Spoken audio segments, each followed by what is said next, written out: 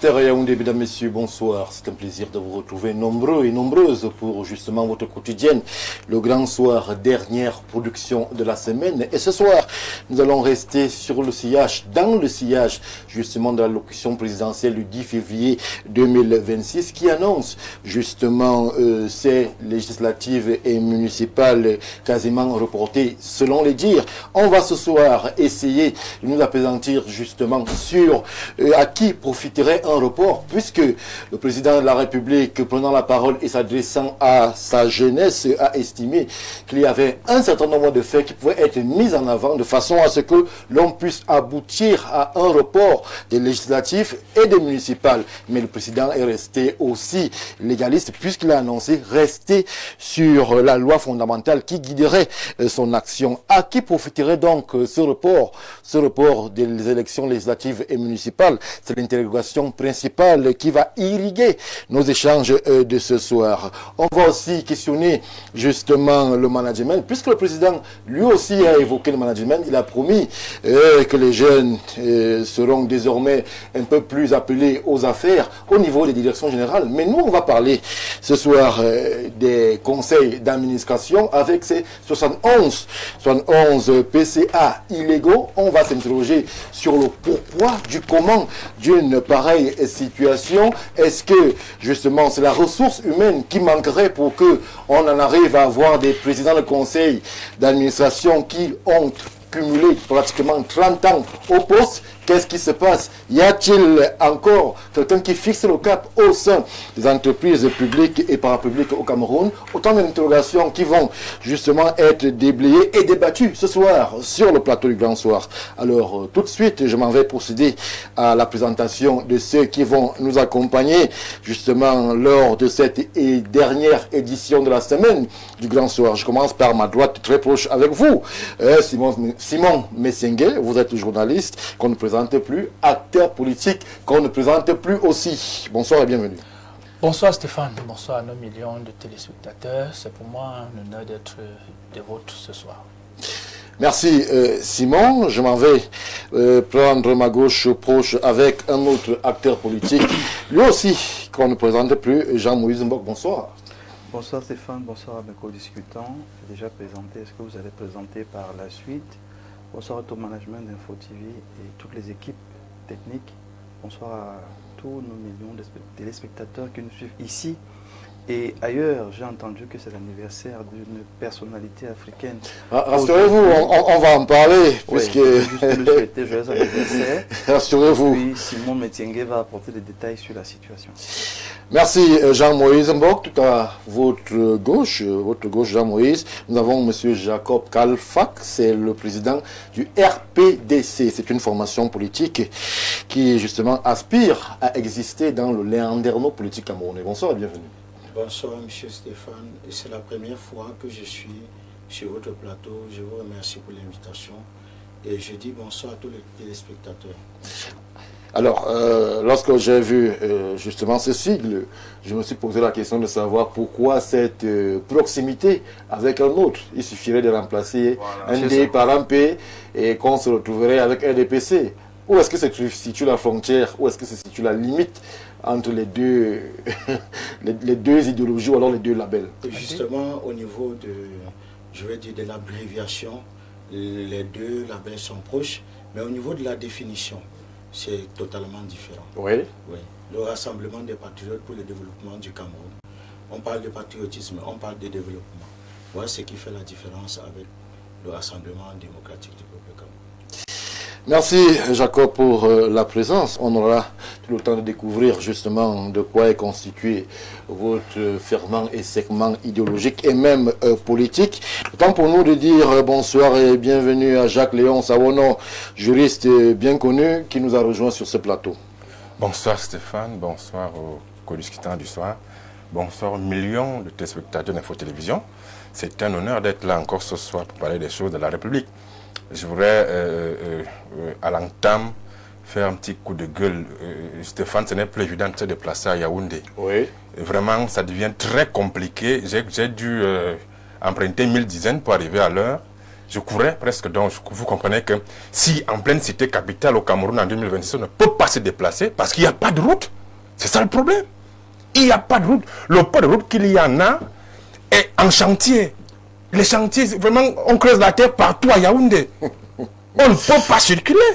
Mais en 2026, c'est inconcevable. Dans un pays qui se dit émergent, le zone 2045, dans 8 ans, c'est inconcevable. Jacques Léonce, j'avoue que moi-même, je joins ma parole à la préoccupation qui est la vôtre. Yaoundé devient véritablement, je ne vais pas dire un enfer en termes de circulation, mais on n'est pas loin de là.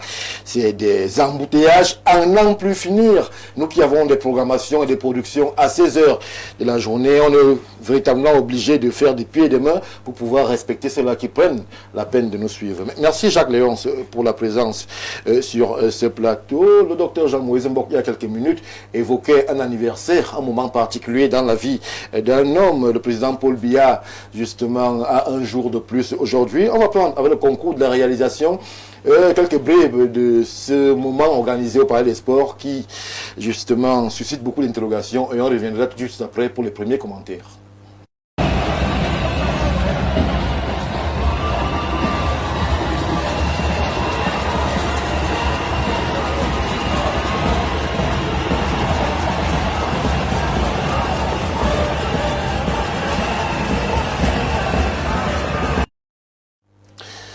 Alors, Jean-Moïse Mbok, vous le premier, vous avez évoqué ce moment, anniversaire du président, on ne l'a pas vu là-bas.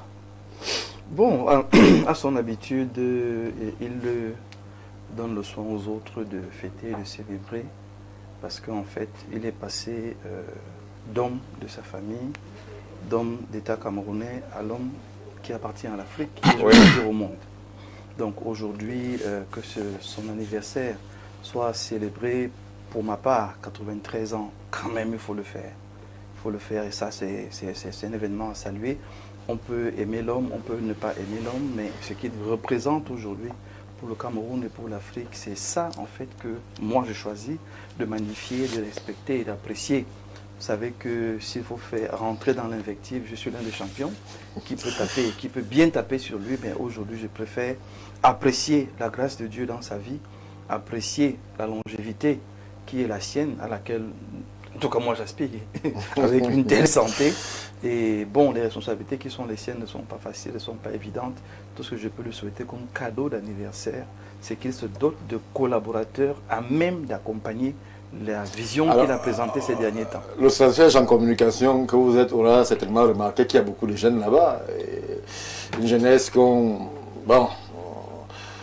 dont on se pose parfois la question du rapport au président Paul Biya, mais on a vu un fort déploiement. Ça veut dire que les jeunes sont encore enclins à aller justement souhaiter joyeux anniversaire au président. En fait, le RDPC aujourd'hui dans sa politique de déploiement et même dans sa stratégie, on ne peut pas lui contester aujourd'hui son savoir-faire, son savoir mobiliser, son savoir rassembler. S'il faut rassembler les femmes, le RDPC sait le faire. S'il faut rassembler les hommes, le RDPC sait le faire. Quel que soit ce qu'il faut rassembler, même l'élite, que ce soit traditionnelle, religieuse ou politique, le RDPC sait le faire. Donc en termes de rassemblement, le RDPC sait faire ce genre d'activité. Ce qu'on reprocherait au RDPC aujourd'hui, ce n'est pas mobiliser, mais c'est agir dans le sens du bien commun. C'est ce qu'on reproche au RDPC. Un peu comme Léon tout à l'heure décriait, des problèmes de route. Pour ma part, Yaoundé est saturé. Il faut qu'on crée une autre ville. Donc rafistoler comme on rafistole, ce n'est pas ça le problème. Donc voir le président Biya rassembler les jeunes ne me surprend pas. Le voir rassembler, fédérer ne me surprend pas. Ce que nous on attend aujourd'hui, après 43 ans d'expérience, j'insiste là-dessus, c'est aller vite dans ce qu'il est capable de bien faire, mais de très bien faire. Merci Jean-Moïse. Simon Messingué, le président a 93 ans, c'est pas un secret, les jeunes sont allés nombreux lui souhaiter joyeux anniversaire, mais la question que l'on se pose, c'est lorsqu'on arrive à de pareilles cimes, qu'est-ce qu'on fait? On est là dans un positionnement qui voudrait que l'on puisse peut-être offrir encore, ou alors on est à l'âge du président dans la préservation des acquis. 93 ans, c'est le bel âge. Bel âge pour faire des grandes réalisations. Vous savez, ce n'est pas donné d'avoir 93 ans, on parle d'un âge divin. Parce que très peu de personnes auraient ce don divin. La plupart des gens aujourd'hui, à 60-70 ans, ne sont plus là, mais Dieu lui confère ce don. Oui. Et donc, de ce fait, on ne lui a pas confié ce don pour s'asseoir chez lui, et ainsi de suite. On lui a confié ce don parce que c'est comme un messie, c'est-à-dire qui a prévu deux choses, la démocratie et le progrès. La première des choses a déjà été faite, la deuxième des choses reste à finaliser avec l'émergence 2035.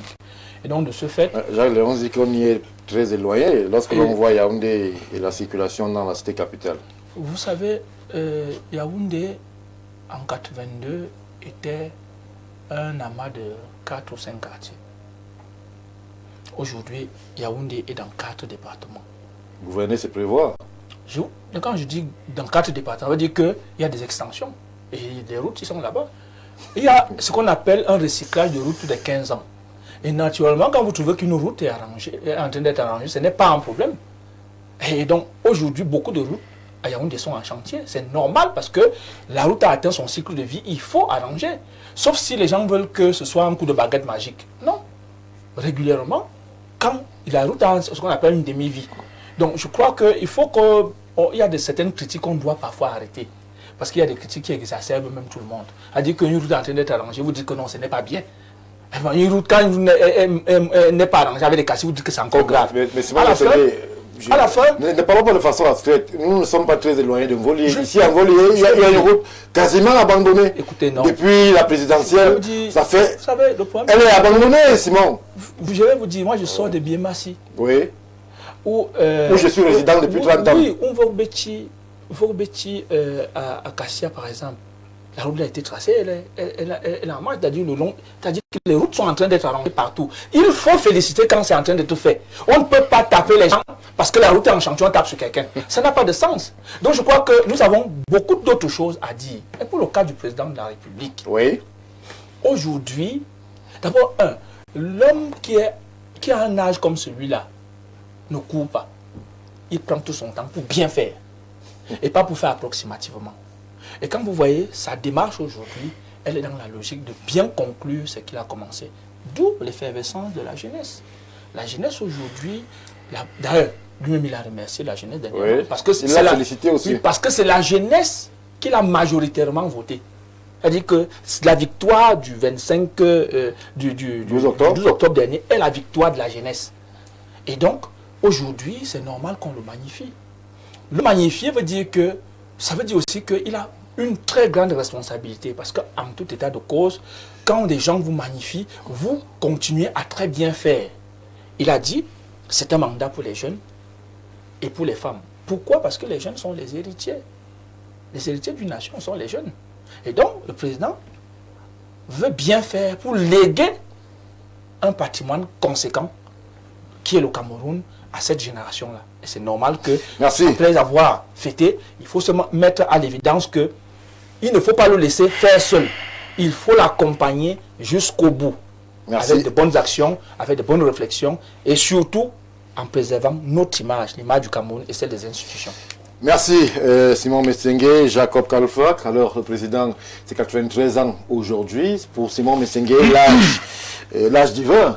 C'est le bel âge. Le bel âge. Et pour vous, vous qui êtes jeune aussi, bien qu'ayant un bord politique divergent du président, comment est-ce que vous appréhendez ces 93 ans du président Paul Biya à son âge? Quelle vision pour le Cameroun? Quel rapport justement à cet homme avec qui a quasiment écrit lui tout seul l'histoire, une partie du moins de l'histoire du Cameroun moderne? Merci pour la question. Je voudrais simplement dire, comme les autres l'ont dit, c'est un âge que tout le monde n'a pas souvent la possibilité d'atteindre. Donc c'est déjà une grâce de Dieu. Mais à côté de la grâce de Dieu, je pense que le président a lui-même certainement réfléchi sur le devenir de la nation. Oui. C'est un âge auquel il s'inquiète parfois. Il s'inquiète. Vous estimez qu'il s'inquiète? Oui, j'estime qu'il s'inquiète parce que à l'annonce de ces nominations, à l'annonce de ces remplacement au niveau du gouvernement. Et à l'annonce du fait que c'est la jeunesse qui devrait être mise en priorité, je pense que ça après un certain nombre d'analyses qu'il a pu dire, ok, j'essaie de faire avec les jeunes, peut-être ça ira finalement. Alors, le président a été chaleureusement félicité. Ou alors, les jeunes sont allés nombreux souhaiter joyeux anniversaire au président, au Palais des Sports. Mais le président, lors de l'allocution du 10 février 2026, il a pris la parole pour justement féliciter et remercier les jeunes qui lui ont fait confiance. Pensez-vous que justement, avec cette sortie, le président essaye de rassembler toute la jeunesse, puisqu'il est aussi question de rappeler ici qu'il y a des jeunes qui n'ont pas pensé comme lui en termes de propositions idéologiques pour le Cameroun des 7 prochaines années? Oui, ça, il faut le dire, c'est un sentiment qui est mitigé parce que, en réalité, nous le savons très bien qu'il y a eu beaucoup d'opposition. Je veux dire, au niveau des, comment je veux dire, au niveau des voix, au niveau des volontés exprimées au niveau des urnes. Oui. Il y a eu assez d'opposition. Et au jour d'aujourd'hui, la réalité est simple, c'est que dans la société camerounaise, on a presque deux tendances. C'est normal que le président essaye de remettre cela ensemble. De rassembler, c'est de son devoir. Mais il faut prendre conscience de cela et tenir compte de cela pendant les décisions. Il y a beaucoup de divergences dans la société camerounaise. Merci. Alors, Jacques Léonce, on a vu des jeunes, lorsqu'il fallait justement aller vers l'élection présidentielle, on a vu des jeunes débarquer au palais de l'Unité avec 30 millions, déclarant vouloir payer la caution du chef de l'État.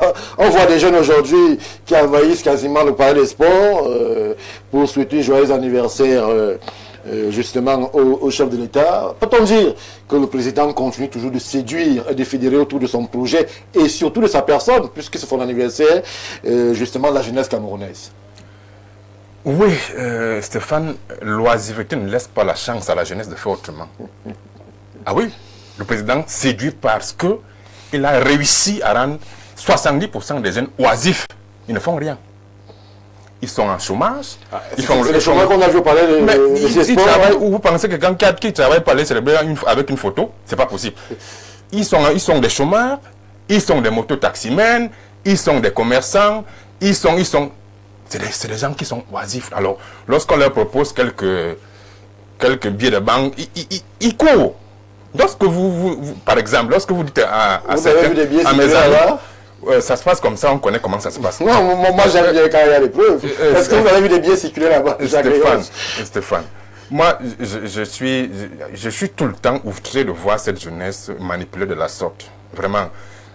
Une jeunesse dont on dit faire de lance de la nation, une jeunesse qui constitue 70, sinon plus de 70% de la population camerounaise, qui continue d'être utilisée.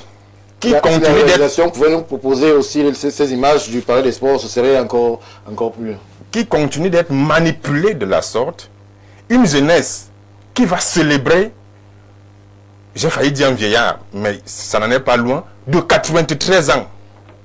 Qui continue de travailler pendant que eux, jeunes, sont en retraite. Voilà le paradoxe. C'est pour ça que j'ai commencé à dire que le président continue de séduire la jeunesse parce qu'en réalité, il a réussi par l'extraordinaire à rendre presque toute cette jeunesse oisive. C'est des oisifs qu'on voit là-bas. Si vous faites un sondage là, vous verrez que 70% de ceux qui sont là sont des chômeurs. 70%, si vous faites un son, soit c'est des étudiants qu'on allait porter dans les universités pour venir faire la masse et puis on va payer après, soit c'est les mototaximens à qui on a proposé 5 000 pour mettre le carburant qui sont venus faire foule. C'est ça, c'est comme ça que ça fonctionne, Stéphane. Je ne suis pas sûr qu'un jeune en possession de toutes ses facultés mentales pour prendre celui d'aller célébrer une photo d'un homme de 93 ans qui a déjà fait 44 ans au pouvoir et dont on sait la gouvernance sacrificielle que ce monsieur mène chaque jour envers la jeunesse. La jeunesse n'est pas prise en compte dans ce pays. Mais le président a annoncé des DG pour les jeunes. Il va demander d'être patient puisqu'il y a des annonces dans les prochains jours. Stéphane, c'est des annonces politiciennes et on connaît que les discours politiciens, ceux qui y croient, ils savent pourquoi ils y croient. Mais moi, je ne peux pas y croire. Il a dit que Le président de Samuel a dit que dans les tout prochains jours, un remaniement arriverait. Il vient encore de dire que vraiment, est-ce qu'il faut encore y croire? Est-ce que vraiment il faut encore y croire? Je crois que moi, je n'y crois plus en tout cas. Donc, je dis, cette jeunesse-là doit prendre conscience de ce que c'est un rapport de force qui devrait être inversé en notre faveur, pas en notre défaveur. Parce que là, on est fatalement en train d'être exploité par moins de 2% de la population camerounaise. C'est-à-dire des gens de 80, 90 ans, c'est eux qui gouvernent. Ils sont moins d'1% même. 70, 80, 90 ans, ils sont moins d'1%. C'est eux qui gouvernent le Cameroun. Et nous, on continue de faire foule. On continue d'applaudir. C'est ça l'image du jour.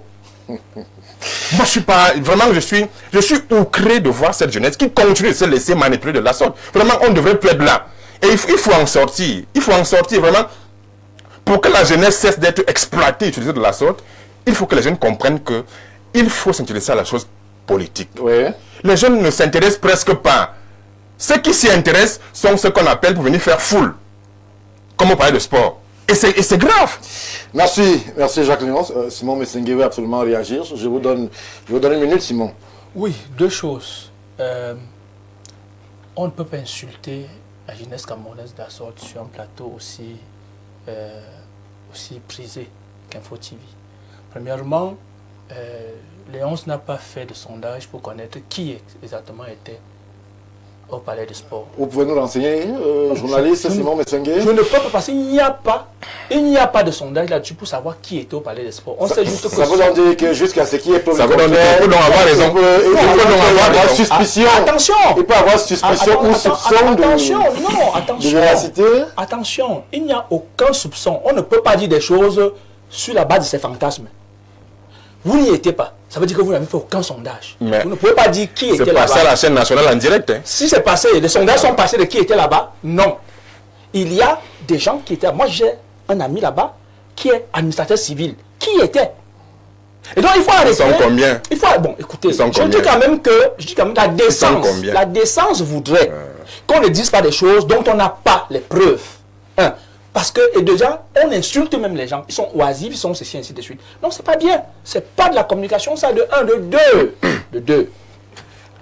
Quand vous avez un pays comme le Cameroun, Info TV est vu partout. Oui. Dans le monde. Quand vous avez un pays comme le Cameroun, où l'âge limite d'entrée à la fonction publique est de 32 ans, et vous avez 471 000 fonctionnaires, donc 90% au moins de 50 ans, ça veut dire que cette jeunesse-là, elle est sacrifiée? Non. Quand vous avez des entreprises publiques... La fonction publique, c'est moins d'1% de la population camerounaise. J'en viens. C'est moins d'1%. Suivez-moi. La fonction publique, c'est moins d'1%. Suivez-moi bien. Il faut être sérieux. J'en arrive. Faut être sérieux. Suivez-moi bien, j'en arrive. Parce qu'il faut éviter de faire du bavardage.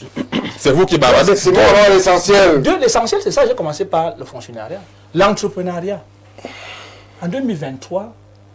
le fisc nous rappelle, que les impôts nous rappellent qu'il y a 460 000 entreprises, plus de 460 000 entreprises, petites, grandes et moyennes entreprises. Une fois que vous l'avez dit. Donc non, c'est pas qu'une fois que je l'ai dit. Parce que le problème ici, c'est quoi? C'est qu'on ne veut pas, et c'est ça qu'on appelle dénigrer un État sans les éléments dont il est question. Sur cette ossature économique-là, plus de 60% des entreprises sont faites avec des gens de moins de 40 ans. Et ces entreprises fonctionnent normalement.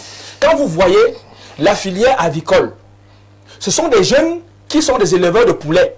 Aujourd'hui, nous n'importons plus le poulet. Pourquoi? Parce que des jeunes ont en réalité ces espoirs. Ce sont ces jeunes-là que Léonce vient insulter ici. S'il y a des jeunes qui bavardent, qui disent qu'ils bavardent, mais qui laissent qu'il y a des jeunes aujourd'hui, ils sont très nombreux. Qui étaient au Palais des Sports. Écoutez, je suis en train de prendre un cas. Nous aussi, on parle.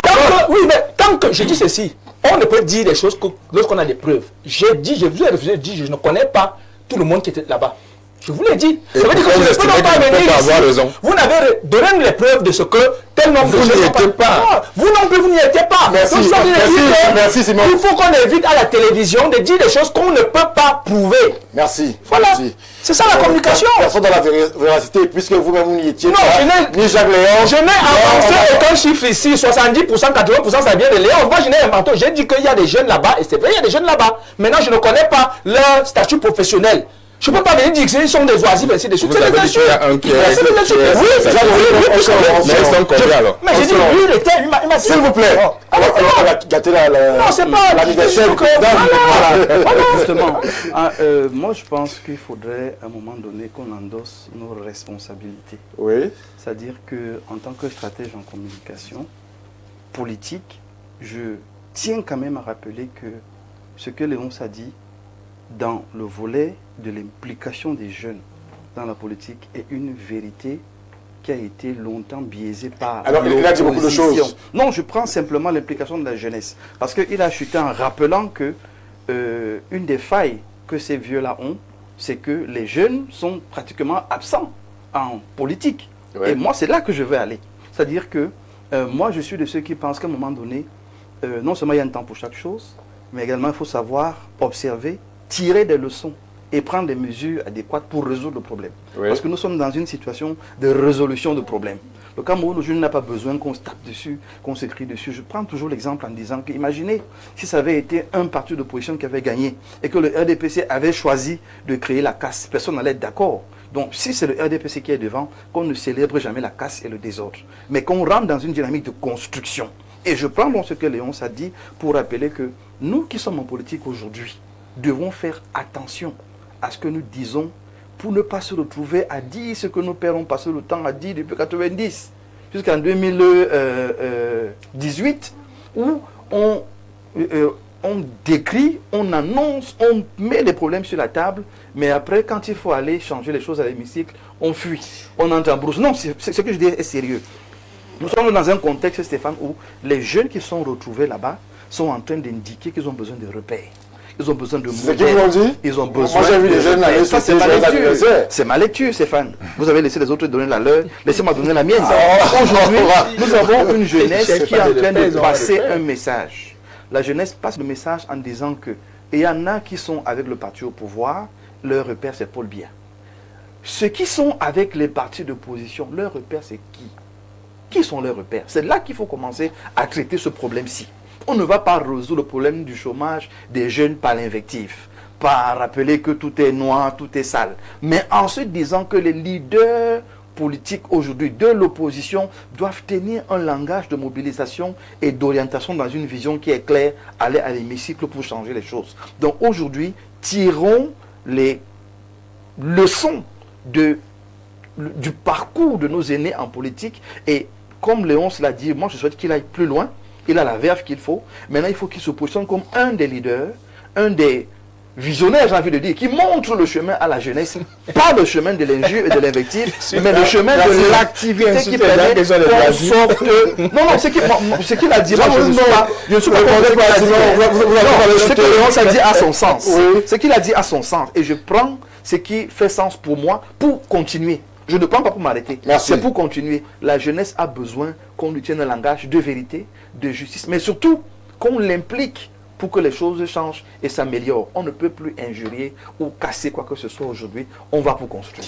On va pour construire avec cette jeunesse qui réagit de façon abondante à ce qui est dit sur ce plateau.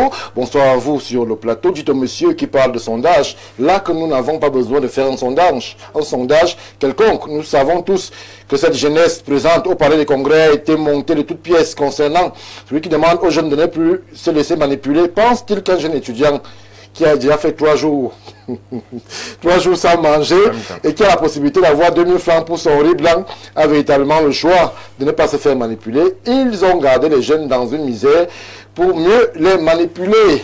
Merci Armand de Yaoundé. Bon, pour le reste, on va s'écrire en off. Vous savez, le grand soir, c'est l'élite. Si vous vous sentez capable, on va échanger. Bonsoir le plateau. Le père doit encore rester là. On ne peut pas donner un pays à une jeunesse alcoolique. Ça, c'est vous qui le dites, cher monsieur Achille. Bonsoir. Comment vous êtes étonné? Bonsoir à vous. Violent. S'il vous plaît, très belle thématique. Ne remplissez pas. Voilà. Ils viennent vendre le rêve. Ils parlent des gens et les membres du RDPC. Je ne suis pas contre le parti, mais lorsqu'on dit que la jeunesse qui est au Palais des Sports J'espère que je ne suis pas compté. C'est une minorité bien choisie, donc on ne peut considérer que c'est de la manipulation. La jeunesse souffre. Combien de Camerounais s'exilent par jour? C'est un signe que les conditions ne sont pas réunies dans notre pays et c'est notre main-d'œuvre physique et intellectuelle qui s'en va. On fréquente chaque jour, mais lorsqu'on va employer quelqu'un, on prend l'ami ou l'enfant de son ami qui n'a même pas de connaissances en la matière. Vraiment, c'est déplorable. Bertrand, depuis Mokolo, vous avez réagi et votre contribution assez abondante a été relayée. Juste une dernière, puisque ce n'était qu'une introduction. Bonsoir sur le plateau. Un merci au docteur Mbok. J'espère que Léonce a pu comprendre la profondeur de votre message. Très certainement, ils se sont compris, puisque nous sommes là aussi pour justement les accompagner. On ne sort pas de la jeunesse, on ne sort pas justement des sphères politiques, puisque Léonce évoquait déjà les aspects politiques. On reste justement sur les dérivés et on va faire un peu le service après-vente de la communication présidentielle avec justement ces législatives et ces municipales qui, selon le discours présidentiel, si on le lit entre les lignes, et c'est un exercice qui a pu être fait sur les antennes de Info TV, les élections législatives et municipales seront renvoyées, reportées. Alors, Jean-Moïse Mbok, la question principale qu'on se pose ce soir, c'est celle de savoir à qui profiterait le report? À l'opposition, au parti au pouvoir? Première analyse, premier décryptage. Le report profite immédiatement à la paix. Ni au parti au pouvoir seulement, ni au parti d'opposition seulement, mais d'abord à la paix. Nous sortons d'une élection présidentielle qui a laissé beaucoup de tâches, beaucoup de blessures, beaucoup de peines, beaucoup de malaise, beaucoup de difficultés, non seulement dans l'opposition, mais aussi dans certains fiefs du parti au pouvoir qui ont connu des défections et, j'ai envie de dire, une bastonnade sérieuse. Donc aujourd'hui, le chef de l'État et ses équipes ont pris la peine d'observer non seulement les résultats, mais également la crise en elle-même et toutes les peines que la crise a créées. Et ils ont compris que aller directement aux élections maintenant, ce serait une fois de plus piétiner la paix qui est en train d'être reconstruite progressivement. Parce que je vais simplement rappeler que nous qui appelons à ce que les prisonniers liés à la crise post-électorale soient libérés, sont en train d'être libérés. Moi, même si c'est un seul qui est libéré, j'apprécie, parce qu'après un, ça va être 2, ça va être 10, ça va être 20. Le but est qu'ils soient libérés et il y a un travail de libération de ces prisonniers qui est en train d'être fait. Donc, à l'observation, le président de la République se dit, il y a un travail qui est en train d'être fait, laissons le travail avancer quand même. Vous ne soutenez pas une manœuvre politique? Non. Ma lecture, franchement, elle est holistique. Elle est holistique. Je ne me tiens pas sur un bord politique pour faire cette lecture. Vraiment, c'est en tant qu'observateur, en tant que citoyen qui observe les réalités sociales de la nation, qui prend en compte plusieurs paramètres. Il y a le paramètre de la crise post-électorale qu'il faut prendre en compte. Et on sait que parfois, c'est le temps qui guérit les blessures. Alors, il faut donc... Allons par séquence, Jean-Moïse. Crise post-électorale, le président l'a dit lui-même que l'élection présidentielle est derrière nous. Est-ce qu'on va rester dans les réminiscences de la crise post-électorale et ne pas permettre au pays d'avancer? L'élection est derrière nous, mais les prisonniers sont encore enfermés. Et il faut les libérer. Donc, moi, je parle de la crise, je ne parle pas de l'élection. Il y a une crise post-électorale. Et la crise est en train d'être résolue. Les efforts sont faits. Au Cameroun, vous voyez les efforts en crise. Mais Stéphane, ce qui est intéressant au Cameroun, c'est ça. C'est que nous avons un parti au pouvoir qui également accepte non seulement d'écouter les autres, mais de résoudre le problème. Parce que moi, j'ai eu le privilège d'être reçu, la société civile a été reçue, les avocats ont été reçus, les journalistes ont été reçus pour demander que les prisonniers soient libérés. Et c'est entendu, c'est accepté. C'est pour ça qu'il n'y a pas d'agitation, de bruit, parce que les gens sont progressivement en train d'être libérés. Et la société civile n'a aucun intérêt à venir faire un tapage sur la place médiatique, parce qu'il y a un travail qui est en train d'être fait. Donc au niveau de la crise post-électorale, il y a un travail sérieux qui est en train d'être fait. Je vous dis, ne négligez pas les blessures et les malaises que les gens ont connus. Alors, Jean-Moïse Mbok, premier volet, on vous écoute avec beaucoup d'attention, mais on pourrait vous soupçonner d'être un peu égoïste. Vous parlez de crise post-électorale, mais que faites-vous des populations qui, elles, estiment aussi qu'elles ont leur mot à dire et qu'elles devraient justement s'exprimer, ne serait-ce que pour les municipales, dans un renouvellement, processus de confirmation ou renouvellement de l'élite municipale? Je parle là des maires, des conseillers municipaux. Leurs désirata, leurs souhaits, leurs orientations, elles peuvent attendre. à vous écouter. Mais naturellement, ils peuvent attendre parce que nous ne sommes pas en temps normal. J'insiste là-dessus. Ah bon? Oui, On est en temps extraordinaire. Nous sommes en temps extraordinaire parce qu'on sort d'une crise post-électorale. Et je dis que c'est parce que vous n'avez pas perdu un membre de vos familles que vous parlez comme ça. Allez parler à la veuve qui a perdu son mari. Allez parler à ce parent qui a perdu son enfant. Allez parler à ce membre de famille qui a perdu, je sais pas, un cousin, un frère. Non, non, non. Ce n'est pas une chose à prendre à la légère. Et je dis, le report n'est pas une sanction envers quiconque ou contre quiconque. Le report a une visée de paix. J'insiste là-dessus. La paix par rapport à la crise post-électorale qui est en train d'être résolue. La paix parce que même dans le sein du RDPC, il y a eu beaucoup de problèmes qu'il faut traiter. La fameuse enveloppe... Elle est plus fermée. Très bien. C'est des choses qu'il faut traiter en interne. De l'autre côté, dans l'opposition elle-même, il y a un travail à faire. Vous savez qu'aujourd'hui, il y a deux oppositions. Une qui dit on ne part pas, une qui dit on part. Donc là aussi, il y a un travail qu'il faut faire de fond. De l'autre côté, Stéphane, n'éludez pas la question financière. C'est qu'il y a aussi une charge financière qu'il faut adosser à l'organisation de ces différentes élections-là. Oui. Donc il y a plusieurs paramètres qui sont pris en compte. En 2024, le chef de l'État a bien prorogé le mandat des conseillers municipaux jusqu'en 2026, en mai, je crois bien. 25 mars. Voilà, donc, bref, c'est prorogé. Et il y a une volonté aujourd'hui, dans ce que moi j'ai entendu dans cette prorogation, non seulement de résoudre la crise post-électorale, mais de permettre à tous les camps de pouvoir s'organiser et mieux se préparer pour pas qu'on vienne de parler d'élections qui a fait couler du sang et de la salive au moment où on a besoin de paix, de calme et d'organisation économique. Merci Jean-Moïse. Jacques-Léon Sarono, je me tourne vers vous. Je reste sur le segment qui est mis en avant par Jean-Moïse Mbok sur le plateau pour évoquer ce report dont il ne marque que l'acte, le décret du chef de l'État, puisque lui-même l'a dit qu'il resterait dans le cadre de la loi fondamentale, dans l'optique d'un report. Alors, est-ce que justement, si l'on s'en tient justement à la loi sur laquelle le président s'agrippe pour évoquer le report, les 4 mois, puisque la loi lui donne jusqu'à mai, sans grand risque de me tromper, pour justement convoquer le corps électoral. Est-ce qu'on pourrait résoudre une crise en 3-4 mois qu'on n'est pas parvenu à résoudre en 5 ans? Absolument pas, Stéphane. D'abord, il faut rappeler quelque chose. Nous sommes dans un pays où les lois ont été taillées à la mesure de celui qui gouverne. Nous avons une constitution qui est faite du président de la République un monarque constitutionnel. C'est-à-dire que c'est lui le début et la fin de toute chose. Il décide de tout. Il est l'alpha et l'oméga. Il est l'État. C'est lui l'État. C'est lui qui décide de tout.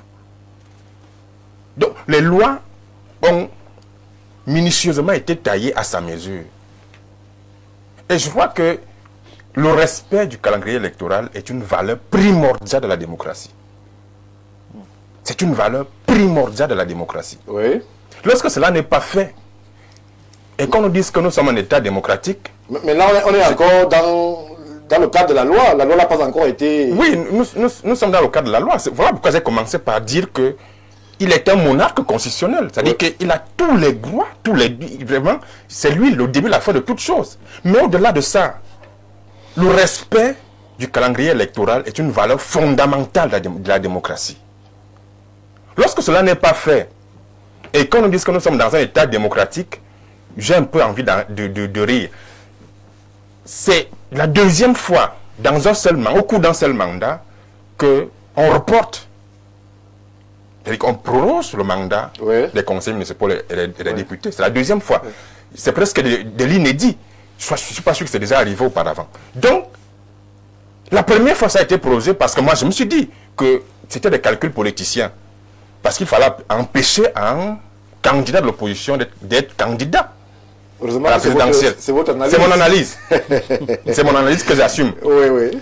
Pour le premier report, je me suis dit, voilà les calculs politiciens, juste pour empêcher un certain monsieur d'être candidat à la présidentielle. On l'acceptait. On a eu l'élection qui est passée avec tout ce qu'on connaît, le docteur Mbok a dit, la crise post-électorale et tout ce que cela a emporté. Les premiers actes forts que le président réélu devrait poser, est-ce que après sa réélection, on a eu l'intention dans les actes qu'il a véritablement envie de résoudre un problème? Il me semble que non. Il est resté dans son sommeil habituel. il est resté dans son silence habituel, qui en fait des thèses de doctorat. On n'a pas senti un président qui a l'envie de résoudre une crise qui a secoué le Cameroun. À l'échelle mondiale, on en parlait. On a quand même jusqu'à présent un deuxième qui a été crédité de 35%. C'est presque de l'inédit depuis 1992. Qui aujourd'hui n'est pas au Cameroun? Malheureusement. Vous savez où il est? Je ne sais pas trop, mais c'est bon. Il est quasiment porté disparu. Il n'est pas au Cameroun en tout cas. Donc, il y a d'autres qui l'accompagnaient, qui sont encore en prison. D'ailleurs, certains en ont trouvé la mort. En a trouvé la mort. Anissé Kane. Je regrette mémoire. Il en a trouvé la mort. Voilà donc les conséquences d'une élection qui est passée, qui a vu la réélection d'un monsieur qui, après, s'en est engouffré dans son silence, dans son sommeil profond. On n'a pas l'impression de ce que ce monsieur-là a vu. Comment est-ce que le Cameroun a été secoué après cette élection? Et le Cameroun continue d'ailleurs d'être secoué. Mais le président devrait commencer à poser les actes forts. Lesquels? Pour résoudre ce type de problème. Par exemple, le remplacement. On n'a pas depuis d'un remaniement. Soit que lorsque un président a été réélu, le premier acte fort qu'il pose, c'est qu'il nomme des gens qui vont l'accompagner dans sa nouvelle mandature. Le président a demandé d'être patient. Il a même ajouté les jeunes justement à la shortlist des ministres qui sont subodorés. Vous savez, bon, on sera patient jusqu'à quand? Bon, c'est ça le problème. Alors, on a des problèmes urgents à régler. On a un État qui a été secoué par une crise. Est-ce qu'il faut donc attendre toute une vie pour résoudre ce type de problème? Je crois qu'il ne faut pas attendre. Il faut être dans l'action. Oui. Mais si on continue d'attendre et qu'on nous dise que vraiment, dans les tout prochains jours, peut être 1000 ans, comme ça peut être 24 heures, vraiment, on est dans les nuages. Il faut redescendre sur terre. Le Cameroun devrait importer plus que tout le monde. Si il est vrai que le Cameroun importe à ce monsieur qui est Paul Biya, il doit comprendre qu'il y a des crises qu'il faut résoudre par l'action. Le simple discours ne compte plus. D'ailleurs, on n'y croit pas. On n'y croit plus. Il faut aller dans l'action. Il faut poser des actes forts. Si, toujours est-il qu'il dit vraiment qu'il fait confiance à la jeunesse et aux femmes, mais qu'il ne le démontre pas les actes forts, les actes de gouvernance. Le discours n'est pas un acte de gouvernance. Merci Jacques Léonce. Je prends l'avis de Jacob Kalefax sur le plateau. Alors, cher leader du RPDC, le président, lors de son allocution à la jeunesse, est revenu sur la température politique du pays, puisque c'est la première fois d'ailleurs que le président, au sortir d'un discours, met autant d'emphase sur la question politique, lorsqu'en amont, il aurait déjà évoqué la question des jeunes. Aujourd'hui, que le report est quasiment acté, si l'on s'en tient à son discours, comment est-ce que vous, l'acteur politique, accueillez cette nouvelle? Qu'il faudra encore peut-être 3, 4, 5 mois aux maires pour voir justement leur mandat être sanctionné par le peuple. C'est une bonne nouvelle ou alors pour vous, vous inquiétez sur ces reports constants? Bon, ce que je voudrais dire, c'est que c'est déjà la deuxième fois que les élections sont reportées. Maintenant, à qui cela profite? Forcément à celui-là qui le reporte. Mais au-delà de ceux-là qui reportent les élections, je pense que les partis politiques qui sont jeunes, ça leur donne un peu de temps pour davantage se mobiliser en termes de ressources humaines, en termes de ressources financières. Et je pense que c'est aussi bénéfique pour ces partis politiques qui sont jeunes, principalement. Alors, plus de ressources, plus de mobilisation, mais le calendrier, le respect du calendrier qui est évoqué par Jacques Léon Sawono sur le plateau, il devrait quand même être une boussole sur laquelle, qu'on soit parti politique d'opposition ou parti politique au pouvoir, l'on se positionne. Est-ce que la température politique du Cameroun, à l'heure actuelle, à l'heure où on se parle, nécessite qu'on fasse attendre le peuple plus longtemps avant qu'il ne soit consulté? Bon, c'est vrai que entre, je vais dire, la patience et l'attente, on a de l'impasse. Donc on a de l'impasse et c'est ce qui se passe avec un bon nombre de personnes. Donc, et je pense que le gouvernement devrait tenir compte de cela. Il y en a ceux qui ont déjà trop attendu, ils ne voudraient plus attendre, qui sont un peu, je vais dire à la limite, dépassé. Oui. Mais il devrait tenir compte de ça également. Donc, alors, le RPDC est prêt à attendre combien de temps encore? le RPDC est un parti qui est souverain déjà. C'est un parti qui respecte, je vais dire, la Constitution, qui respecte la loi de la République. Oui. Mais cependant, le RPDC ne saurait aussi attendre pendant trop longtemps. Il est normal qu'à un moment donné, qu'on puisse avoir des élections et qu'on puisse savoir qui est maire, qui est député et qu'on puisse passer aussi à autre chose. Merci. Il nous aura finalement rejoint le coach Jean-Claude Lemjo Kemvo, coach, acteur, analyste sociopolitique, peut-être même déjà chef traditionnel. Je vous vois aborder une très belle touche, coach. Bonsoir et bienvenue. Merci Stéphane Barga.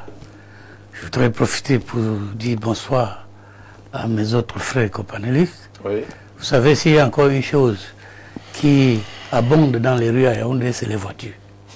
Ça crée autant d'embouteillages, on ne peut pas traverser de Lembe jusqu'ici facilement. Vous êtes arrivé au moment où on avait déjà évoqué cet aspect-là. J'ai trop d'embouteillages en route. Merci coach. Alors, merci. L'essentiel. Oui, pour entrer dans le vif du sujet, comme j'ai suivi, et je pense que le Cameroun va mal. Ah bon? Le Cameroun va très mal. Et je suis très surpris de voir certains Camerounais continuer à s'exprimer avec aisance, comme si de rien n'était. J'ai toujours dit aux gens qu'il n'y a pas de parti politique au Cameroun.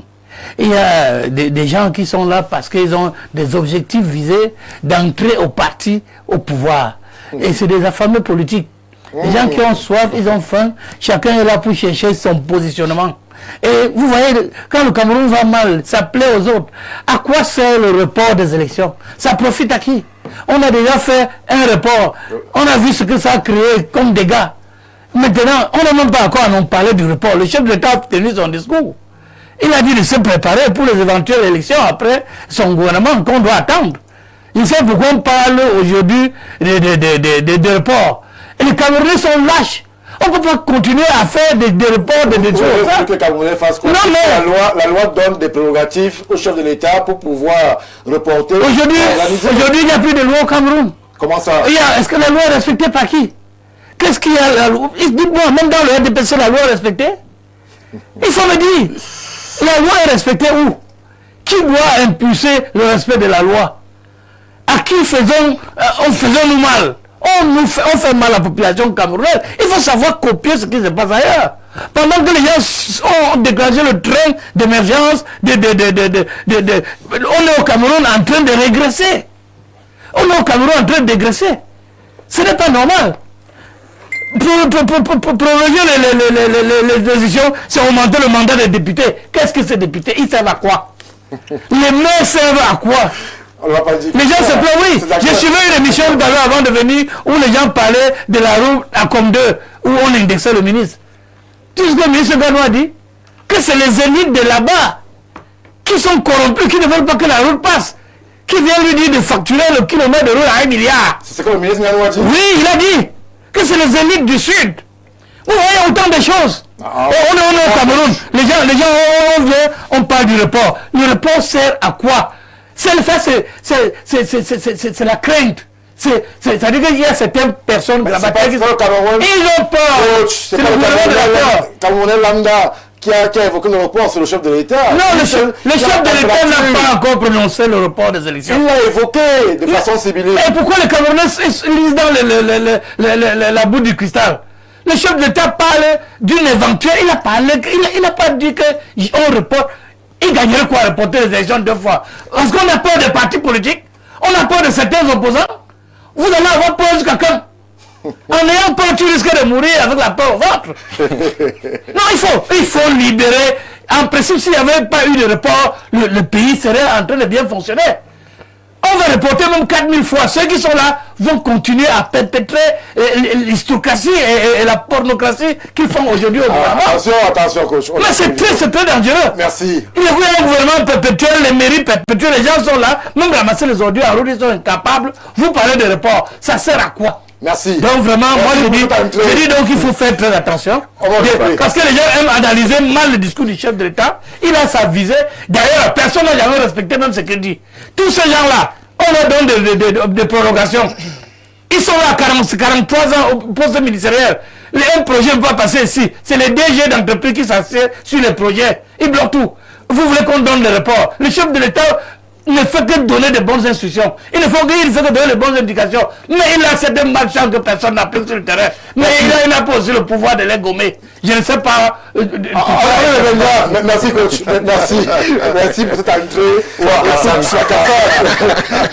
Merci. C'est bon, messieurs, j'espère que vous n'avez pas perdu votre latin et que justement la question du report et l'interrogation qui en découle, à qui profiterait-il ce report, puisque justement le décret d'application semble être attendu. Le président doit acter de façon claire et précise, mais il l'a évoqué lors du discours. Est-ce que justement les événements qui sont annoncés tout autour des tensions et trésorerie, une situation politique assez, je ne vais pas dire délétère, mais lourde en termes de positionnement, justifierait à ce qu'il y ait ce report que sur le plateau, beaucoup ne comprennent pas et que certains refutent, soupçonnant une manipulation politique? Stéphane, je suis mal à l'aise. Parfois parce que certains sujets sont galvaudés et certains sujets aussi graves sont minimisés. On a vécu cela avec la crise sociopolitique du nord-ouest et du sud-ouest, oui, où des gens sur des plateaux venaient banaliser des horreurs. C'est-à-dire que des vulgaires criminels passaient le temps à assassiner des Camerounais et que des gens venaient parler de tout, sauf de condamner cela avec la dernière énergie. C'est ce que je suis ici. On nous dit crise post-électorale, des gens sont arrêtés et donc ils devaient être libérés. Comme s'il n'y avait pas la justice au Cameroun. On ne peut pas faire l'apaisement. Écoutez, vous parlez d'apaisement. Oui. Je vais vous dire une chose. Le préfet du Vouri avait fait un rapport faisant état de ce que des personnes malveillantes, ce que le président appelle des hommes politiques irresponsables, ont donné la drogue aux jeunes, des enfants de 15-18 ans. Des hommes politiques d'où? Il a bien dit du d'où? Je suis en train de vous dire que... Vous dites hommes politiques du Ghana ou du Burkina Faso? Je parle d'où? Je parle du Cameroun. Oui, des hommes politiques camerounais ont donné la drogue aux enfants. La plupart sont en prison. Et vous dites qu'ils sont devenus des prisonniers politiques. Est-ce qu'on blague avec ce pays ou quoi?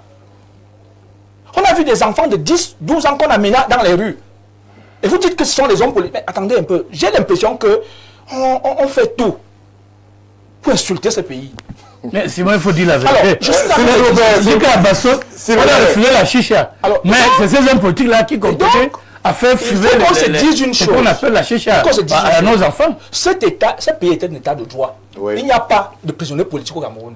Ce sont des prisonniers de droit commun et ils doivent répondre de leurs actes. On ne fait pas la politique en mettant en danger la vie des gens. Et je vous rappelle une chose, c'est qu'au moins une dizaine de personnes ont perdu la vie. Vous croyez qu'on va baser comme ça? Il n'y en a pas. Donnez-moi un seul nom d'un prisonnier politique au Cameroun. Je vous laisse répondre. Il faut arrêter ça. Il faut arrêter de croire que le Cameroun n'est pas un état de droit. C'est un état de droit. Tout le monde est justiciable et on doit lui rendre justice. C'est ça dont il est question. Je voulais d'abord faire cette précision-là. Vous l'avez fait déjà. Le président de la République évoque une éventuelle prorogation des législatives et des municipales. Est-ce que ce qu'il dit s'inscrit dans le cadre du droit, de la loi fondamentale du Cameroun? Oui. C'est la loi qui civilise une société. Aucun dirigeant au monde n'agit en dehors de la loi. Il l'a d'ailleurs appelé lui-même. Et donc, de ce fait, on va proroger, et la prorogation me est connue.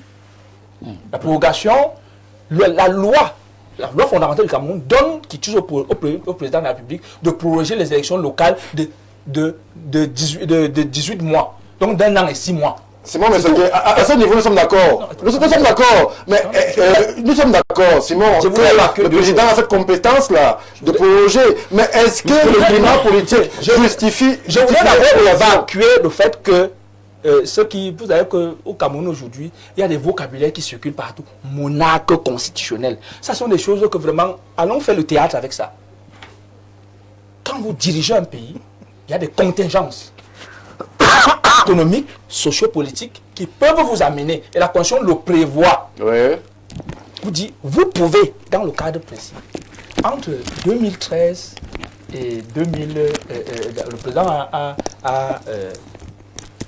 reporté les élections de 2017, 2018 vers 2020. Nous étions entre deux crises. Deux crises. Première crise, la crise de Boko Haram. Deuxième, la crise post-électorale. Et vous savez, la crise sociopolitique du Nord, c'est du Sud. Et vous savez très bien, avec deux régions économiquement sinistrées et près d'1 million de déplacés internes, le président n'avait-il pas raison, même sur le plan logique, laissons même le droit, n'avait-il pas raison de le faire? Il avait raison. Alors quoi parlons-nous? Et donc, aujourd'hui, nous sommes... Aujourd'hui, il a toujours raison? Écoutez, très bien.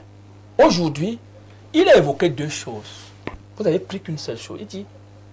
Il a évoqué la probable prorogation. Oui. Et il a parlé des réformes. Des réformes. Oui. Si, là maintenant je parle au conditionnel.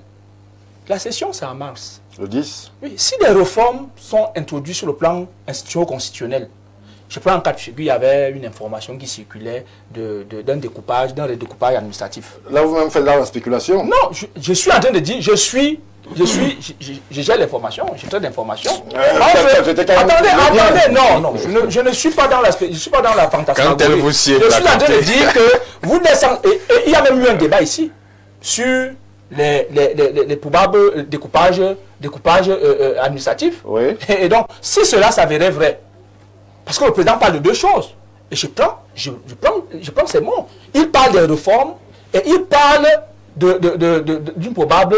Est-ce que vous ne pensez pas que cela peut être lié? De deux, est-ce que pour un double scrutin, qui peut prendre pratiquement, une élection vous prend pratiquement 50 milliards de francs CFA. Pour un double scrutin, il doit prendre 100 milliards de francs CFA en début d'exercice. Est-ce que cela, avec la pression que nous avons aujourd'hui, sur différents domaines, est-ce que cela peut être justifié? Il est celui-là qui a la meilleure maîtrise de l'État sur toutes ces formes-là. Et donc, de ce fait, moi je crois aujourd'hui que, et de trois, vous pouvez parler de à qui profite. Oui, je suis dans, au milieu de ce que j'ai dit. Allez-y. À cela, il a parlé des jeunes et des femmes. Les jeunes, et quelqu'un a dit ici que les jeunes, certains jeunes sont réticents à la politique. Ceux qui ont commencé à avoir l'engouement ont donc la possibilité de prendre davantage du temps pour constituer leur dossier et se présenter. Et si jamais il y a des réformes administratives et autres, il y aura donc d'autres circonscriptions. Et donc de ce fait, les gens auront donc le choix de pouvoir le faire. Donc je crois qu'il n'y a pas d'arrêt calcul du président. Le président n'est plus à ce niveau-là. Il a gagné les élections présidentielles et il a un appareil puissant qui est le RDPC. Et il ne viendrait personne à l'esprit de penser que le RDPC, vu de son maillage territorial et de toute sa force, peut perdre une élection législative au Cameroun. Merci pour vos prédictions. Jean-Moïse Mbok, le RDPC ne peut pas perdre. Donc le président ne calcule rien. Il est dans la stricte application de la loi. Non, moi je vais rester dans le discours du président lui-même, lors de son investiture, qui a parlé de la main tendue. Et ce que je vis ici sur ce plateau, ce n'est pas essayer de plaire à quelqu'un. Parce que je suis parmi ceux que les femmes appellent « mon mari est enfermé, on n'a pas mangé ». On a 3 enfants, 4 enfants. Oui. Entendre sur un plateau aussi sérieux dire qu'il n'y a pas de prisonniers politiques. Non, laissez-moi finir de parler. Je vous ai écouté. Non, Stéphane. Mon mari peut être un grand bandit. C'est un genre du parti, c'est de l'ancien parti politique. Ce que je suis en train de dire ici, écoutez-moi bien jusqu'au bout. Je vous écoute. Le peuple vous écoute. Mon objectif, c'est de négocier la libération de ces gars. Si les mots, les mots inquiètent Simon Metsengue, il y a donc des prisonniers liés à la politique au Cameroun. Si les prisonniers politiques l'inquiètent, Moi, je ne suis pas là pour essayer d'avoir une nomination, quoi que ce soit. Je veux que ces gars qui peuvent être libérés soient libérés. Parce que dans cette situation, vous avez des cas, et il a dit lui-même, des jeunes qui ont été instrumentalisés. Ces enfants-là, heureusement, il y a eu une enquête, une observation, on a vu leur âge, et beaucoup ont été libérés sous la caution de leurs parents. Parce que ce n'est pas des criminels. C'est pour ça que je dis que, voilà, on libère comme ça. Les brigands, les braqueurs. Il y a des gens qu'on a arrêtés et que moi je ne défendrai jamais, Stéphane. Vous cassez pourquoi? Parce qu'on a dit que les casseurs, on les arrête.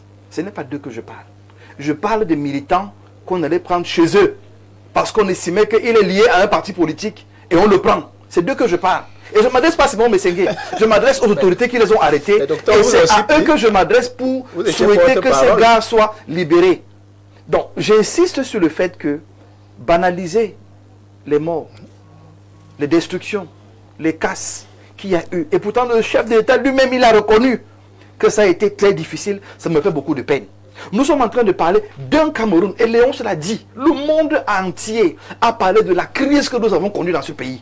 Oui. Venir faire comme si rien ne s'est passé, c'est difficile. Parce que les familles qui vous suivent se demandent si vous êtes sérieux. Pourtant, votre président, lui, il est sérieux. En disant qu'il veut qu'il y ait la paix, il veut qu'il y ait la calmie. Et vous dites que cela justifie qu'on reporte indéfiniment aux élections. Non, non, je voulais d'abord clarifier ça. Vous l'avez fait. Il y a des gens qui sont enfermés de manière qu'on estime dans une logique d'accalmie. Et Léon l'a dit, on peut élargir les gens parce qu'on veut la paix. Tant qu'ils ne sont pas criminels. Les victimes. Mais attends. Ceux qui ont perdu tout dans ce mouvement chaotique-là. Tout à l'heure, vous avez des voitures incendiées, des maisons incendiées. Gouverner, c'est prévoir. Oui. Il y a des prévisions qu'on fait par rapport à ça. On ne fait pas que des prévisions pour des préservatifs. On ne fait pas que des prévisions pendant la campagne électorale. On fait aussi des prévisions pour résoudre les problèmes des citoyens. S'il vous plaît, Simon, c'est un sujet qui moi me peine beaucoup. Nous tous. Et je n'ai pas envie d'en rire. Nous tous. Donc j'insiste sur le fait que, et je supplie même les autorités, Léon l'a dit, je suis parfaitement d'accord avec Léon, hein. On ne peut pas tout attendre. Et le gouvernement, et résoudre la crise. On peut commencer à résoudre la crise en attendant le gouvernement. Moi, c'est ce qui m'intéresse. Ça fait plus de 5 ans que la crise dure. Non, non, non. Je parle de la crise électorale. Il y a une crise post-électorale. Je pose une question, Jean-Maurice Mok. Seigneur. Le Cameroun que vous voyez, vous avez l'impression... Quels sont les éléments là? C'est moi, Messengue, c'est moi qui pose les questions ici. Vraiment. Merci Stéphane. Le Cameroun que vous voyez, est-ce que vous avez l'impression qu'il y a une crise post-électorale? Il a dit... J'ai été... Non, moi je ne dis pas, je ne parle pas de monsieur, je parle de vous. Je prends d'abord ce qu'il a dit. Est-ce que vous avez l'impression qu'il y a crise post-électorale? J'ai été porte-parole de celui qui est sorti deuxième à cette élection présidentielle. Je vous dis donc que nous avions différents forums dans lesquels les militants du parti se retrouvaient. Oui. Beaucoup ont été emprisonnés. Certains ont été pris chez eux. Et je dis que... Moi, je n'ai pas... Écoutez, j'ai démissionné. C'est parce que j'ai démissionné et j'ai expliqué pourquoi j'ai démissionné. J'ai dit pourquoi j'ai démissionné. Parce que beaucoup ont été arrêtés liés aux casses, liés au désordre. Et ceux qui ont démontré qu'ils n'étaient pas liés à cela, ils ont été libérés, Stéphane. C'est ça qu'il faut saluer. Non, s'il vous plaît. C'est ça qu'il faut saluer. Et je dis qu'on peut continuer à libérer les gens qui ont été arrêtés sans avoir des forfaits. De manière claire et concrète. Ceux qui ont commis des forfaits, ça ne nous regarde pas. Oui. Parce qu'on n'a envoyé personne commettre des forfaits. C'est de ça que je parle. Je dis donc que si on ne résout pas ce problème de manière responsable, on a cité des éléments. Et je dis que un des éléments, c'est que cette crise est en train d'être résolue. Et on salue l'activité qui est en train d'être faite. Je ne sais pas s'il faut dire ça en chinois. Merci. On salue ce qui a été fait. Mais il y a aussi la question économique. On ne peut pas financièrement gérer cette élection maintenant. Le report ne devrait pas être vu comme un problème. Au contraire, les partis d'opposition devraient profiter de cela pour mieux se préparer. Merci. Jacques-Léon Savano. Alors, chacun voit midi à sa porte, mais ce qui est certain, c'est que le numéro 1 Camerounais, lui, il a évoqué l'hypothèse d'un report en s'appuyant sur la loi fondamentale qui est, selon son discours, la boussole sur laquelle il fixe son action. Aujourd'hui, certains estiment qu'il ne saurait avoir élection sans que les plaies de la présidentielle ne soient pensées. D'autres, par contre, mettent en avant la situation financière assez instable, on va le dire comme ça, du Cameroun, pour qu'on ne puisse pas engager une dépense cumulée de près de 100 milliards de francs CFA. Vous estimez que ces raisons sont valables, Jacques Léonce? Du tout, c'est du pipeau, Stéphane. Si on avait été dans un pays sérieux et que on avait eu à la tête de ce pays un homme d'action, je crois qu'on serait passé à autre chose depuis le 6 novembre. On serait passé à autre chose depuis. On n'aurait même plus eu besoin de reporter une élection pour évoquer des raisons de, je sais pas, de trésorerie.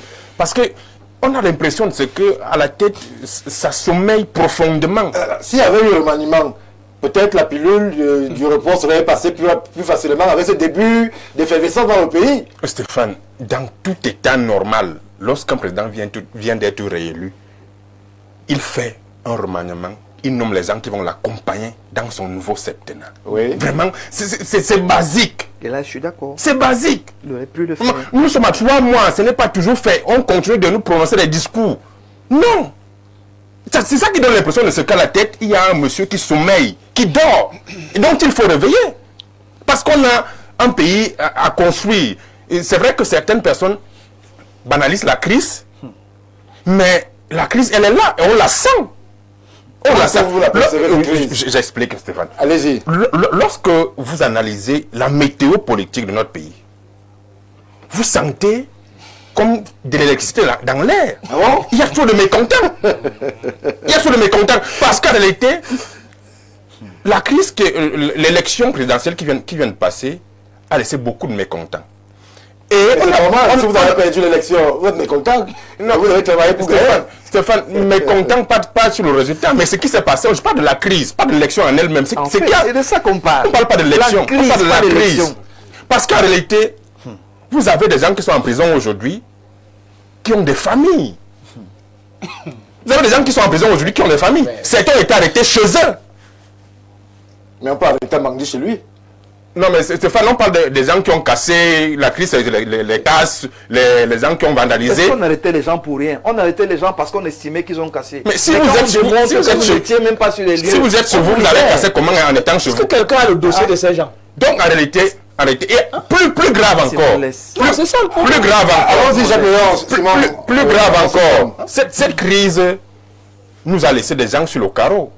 Je parlais d'Anissé Ekane, qui n'est pas un Camerounais lambda.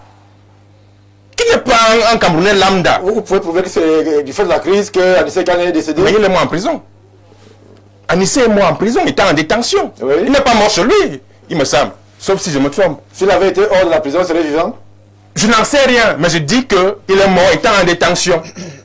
Là, je ne peux pas savoir s'il avait été chez lui, il ne serait pas mort. Mais je dis pas les faits. En gros, les faits sont têtus. Les faits, c'est que M. Anissé Ekane est mort étant en détention.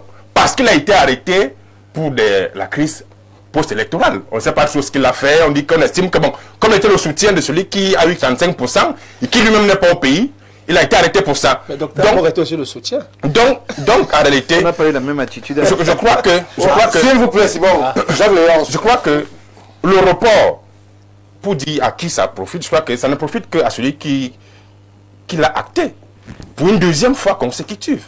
Ce n'est pas la première fois. Ça ne profite qu'à celui qui l'a acté pour une deuxième fois. C'est vrai, comme l'acteur politique, les acteurs politiques sur le plateau, cette hypothèse-là qui amènerait à penser que ce report pourrait permettre à l'opposition et à ses affiliés de mieux se préparer à affronter le RDPC. Y a-t-il une préparation qu'on peut faire en 2 mois pour affronter le RDPC sur le terrain, Jacques Léonce? Stéphane, c'est un discours politicien. Ça n'engage que ceux qui y croient.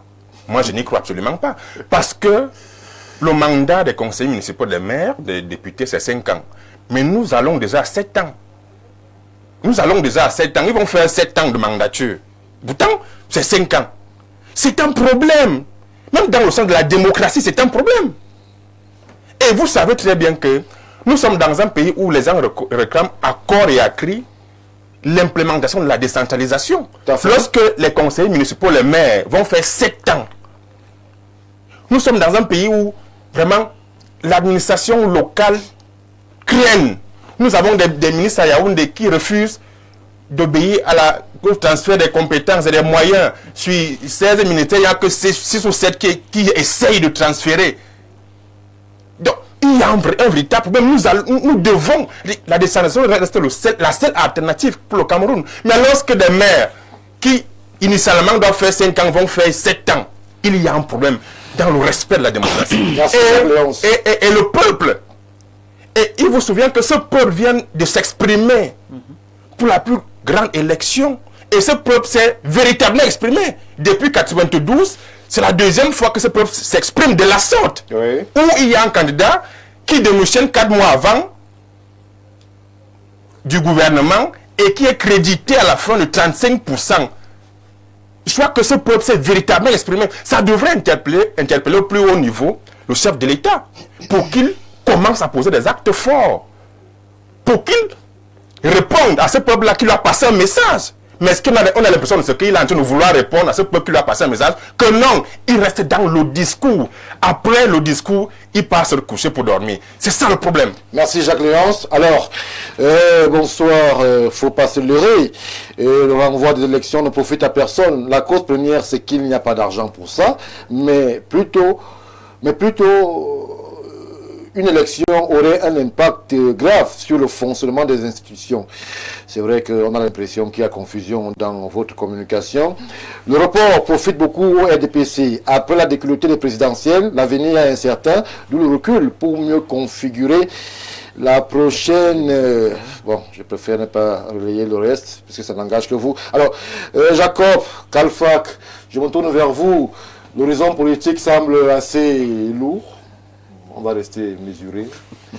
Et on ne sait pas, on avance, on recule, on ne sait pas qui va faire quoi, puisque certains, dans les starting blocks, ne sont pas sûrs d'être de la partie. Est-ce que vous pensez qu'aujourd'hui, il est grand temps, véritablement, qu'il y ait une revisitation, ou alors une refondation de la classe politique au Cameroun, et que cette refondation-là devrait commencer justement par la base, avec les conseillers municipaux et même les députés? Exactement, c'est ce que nous pensons. Et c'est ce d'ailleurs pourquoi nous sommes entrés en jeu, parce que c'est un moment critique pour le Cameroun. C'est un moment de refondation justement. Et nous appelons ici tous les jeunes Camerounais, hommes et femmes, qui sont capables de défendre l'intérêt national, de s'impliquer dans la politique. Parce qu'en réalité, comme l'a dit M. Lyons, je pense que c'est lui-là, en fait, on est dans le temps de l'action. Ce que nous constatons, c'est qu'en fait, il y a très peu d'actions jusqu'à maintenant. Après les élections, on devrait avoir des nominations. Il n'y en a pas eu. Il y a une crise qui est en cours, qui est là. Les prisonniers... Il y a une crise? Oui, justement, post-électorale. Comment elle se manifeste? Oui, c'est peut-être plus dans les consciences. Plus dans les consciences. Les consciences? Oui. En fait, le peuple camerounais a un sentiment d'injustice. Quel peuple? Beaucoup de Camerounais, je préfère parler ainsi, beaucoup de Camerounais ont un sentiment d'injustice. Je pense que le gouvernement devrait prendre ça en compte. Et en même temps, comme je disais, ces personnes-là, il y a d'autres qui sont découragés, qui se disent ça ne vaut plus la peine. La politique, chaque fois, on va aux élections et les résultats, on ne comprend plus. Je leur dis à ceux-là que ce n'est pas le moment de lâcher prise, ce n'est pas le moment de jeter les dés, qu'ils se constituent, qu'on se constitue ensemble. Parce qu'en réalité, dans une société, il y a un temps pour chaque chose. Et ce temps-ci est un temps qui est important pour la nation camerounaise. C'est un temps critique, certes, mais c'est un temps important pour ceux-là qui pensent qu'il y a encore des choses à faire au Cameroun. Alors, je reste avec vous un moment, puisque vous évoquez justement une crise, vous évoquez... Mais vous semblez d'accord pour qu'il y ait un report qui vous permettrait à vous et à vos compères de l'opposition de mieux vous préparer. Mais est-ce que l'urgence de la situation que vous relayez aussi en filigrane dans votre discours n'impose pas que le peuple soit consulté le plus rapidement possible? Oui, et ça c'est vrai. C'est pour ça que j'ai parlé d'impasse aussi. Oui. J'ai parlé d'impasse parce qu'à un moment donné, le peuple est impatient. Il voudrait agir aussi. Et j'ai parlé aussi de découragement, parce qu'il y a une partie qui voudrait agir, il y a une autre partie qui est complètement découragée. Et nous avons donc appelé à tous les Camerounais de se mettre ensemble et de plutôt chercher comment est-ce qu'on peut faire pour contribuer aussi à l'édifice national. Donc c'est de ça que je peux parler. Merci Jacob. Alors, coach... Simon Messengue évoque des contraintes, Jean-Moïse Mbok évoque ces contraintes, Monsieur Kalfak évoque d'autres contraintes. Finalement, chacun a une raison, mais pas pour les mêmes motivations. Peut-être le président essaie de rassembler toutes ces voix convergentes et divergentes pour vous dire qu'il faut aller dans l'esprit d'une prorogation, même comme le bilan de ceux en cours, de cet exercice, de cette mandature des conseillers municipaux, les députés et autres sénateurs pourraient être questionnés. Il faut que certaines personnes cessent d'utiliser le nom du président de la République pour remplir leurs fins besoins politiques sales. Vous savez, on ne gouverne pas une nation avec la peur. On ne gouverne pas une nation avec la peur. Le Cameroun est devenu un pays où c'est un gouvernement de prorogation. Parce que vous avez plein de gouverneurs là qui sont déjà en retraite depuis, mais ils sont là parce qu'on prolonge leur séjour. Mais est-ce qu'ils plein de préfets qui devaient être en retraite depuis, ils sont le pouvoir discrétionnaire plein de directeurs généraux d'entreprise. Ils sont là, prorogation, on ne fait que parler de prorogation, ce n'est pas seulement aux élections. Mais ils sont incompétents. Quels résultats ont-ils donc produit? On prorogue le mandat de quelqu'un parce qu'on a trouvé qu'il travaille bien, il faut qu'on permette à la personne d'achever ses œuvres. Oui. Mais quelqu'un qui n'a créé que des conditions d'inertie, banditisme, détournement, vol, non-respect même des lois de la République, brigandisme de fonds alloués pour travailler dans les rues communales. Mais les gens sont là.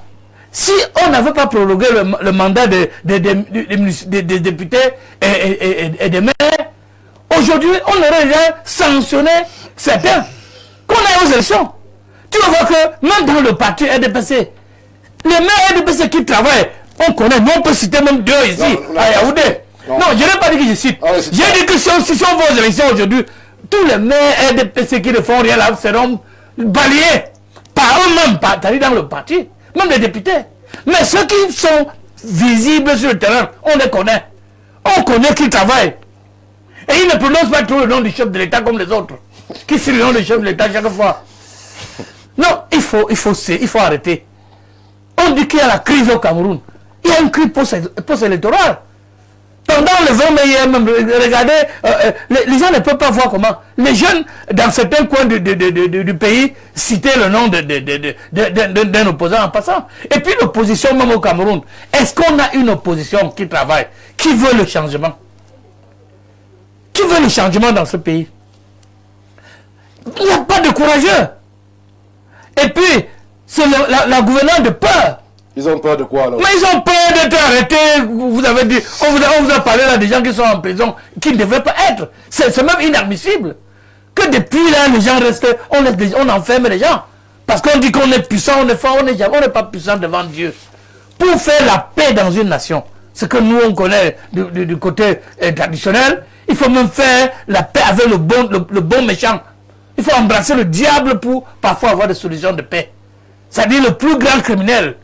Pour faire la paix. Mais il y avait un bon diable pendant les élections. Mais j'ai dit, pour faire la paix, il ne s'agit pas de dire que non, comme tel a fait ceci, il ne faut plus traiter avec lui, on ne peut plus discuter sur lui. Il faut faire la paix avec tout le monde. C'est comme ça, pour résoudre des crises, on va chercher les solutions partout. Dans un pays comme le Cameroun, comment on peut accepter qu'un seul parti gouverne seul? En principe, dans la logique, quand vous allez aux élections et que vous avez un deuxième, un troisième, vous faites un gouvernement de coalition. Vous mettez tous le deuxième et le troisième au monde, les membres dans votre gouvernement. Mais il faut pas y Mais où ça? Pour que le pays fonctionne, c'est ça, monsieur. Où ça? Où ça, comment? Il est sorti deuxième. Vous le mettez à côté. Les seuls. Ne prends pas le Sénégal au Cameroun. Au Gabon aussi. Mais vous choisissez toujours les mauvais exemples. Vous choisissez tous les mauvais exemples. S'il vous plaît, Simon. Donc, c'est pour dire donc, que quand vous avez ça, M. Barga, pour gérer une nation, il faut partager le pouvoir avec les autres. Et quand vous avez la malchance d'avoir fait confiance aux gens, pendant 80 ans, pendant 44 ans, d'autres 25 ans, mais vous voyez ce qu'ils font. Regarde ce qui se passe au Cameroun aujourd'hui. On parle de crise. Tous ces directeurs généraux, tous ces ministres-là ont leurs enfants dans le gouvernement. Quand le chef de l'État parle d'entrepreneuriat jeune, de l'éducation, Ce n'est pas leur problème. Ce n'est pas leur problème. Quand on parle d'entrepreneurs jeunes, ils créent les entreprises, bien sûr, mais ils donnent ça à leurs enfants. Ils ont fabriqué des entêtes pour les sociétés. Ce soit la femme, la tante, la cousine, les femmes. Va à l'hémicycle. Les députés juniors là. Va voir s'il y a un enfant de pauvre là-bas dedans. Allez voir s'il y a un enfant de pauvre. Comment on le sélectionne? Mon fils a fait un balade, il est ingénieur en allemand aujourd'hui. Il était toujours premier. Même quand on a gagné le concours de mathématiques, il était premier, mais il a fait le polytechnique, son nom n'est pas sorti. Non, on sélectionnait, on l'a appelé en Guaquero, il y a 2 ordinateurs parce qu'il est sorti premier en mathématiques, en physique. Mais on fait le concours, il échoue. Parce qu'il n'est pas l'argent. Maintenant, quand on sélectionne les majeurs dans l'établissement, on ne le voit pas. Mais je dis, il faut que le pays change. On ne doit plus rester au niveau des discours. Et moi, je m'adresse particulièrement à ceux qui font les discours du chef de l'État. Ils sont là, ils nous suivent. Vous voyez, ils auront les discours comme ça les plaît.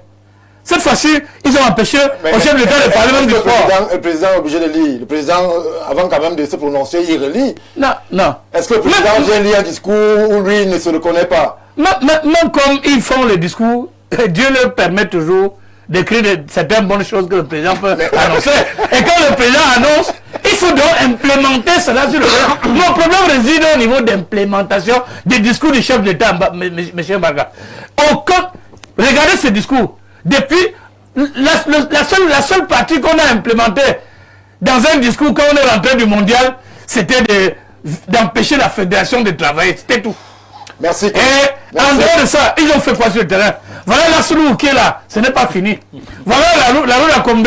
C'est les élites qui demandent au ministre de mettre le kilowatt de goudron à 1 milliard.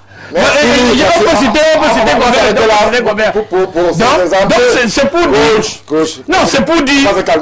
Non, je me calme, je sors de là en disant que quand on veut défendre un parti, le RDPC n'a pas besoin de tricher. Le président de la République ne vous a jamais demandé d'arrêter les opposants et mettre en prison, de faire mourir les gens dans les cellules, dans les gendarmeries. Le peuple souffre. Regarde, je vous ai dit que j'ai mis 30 minutes pour arriver. Merci, coach. On va compris. Et vous parlez de prorogation. Non, c'est pour dire.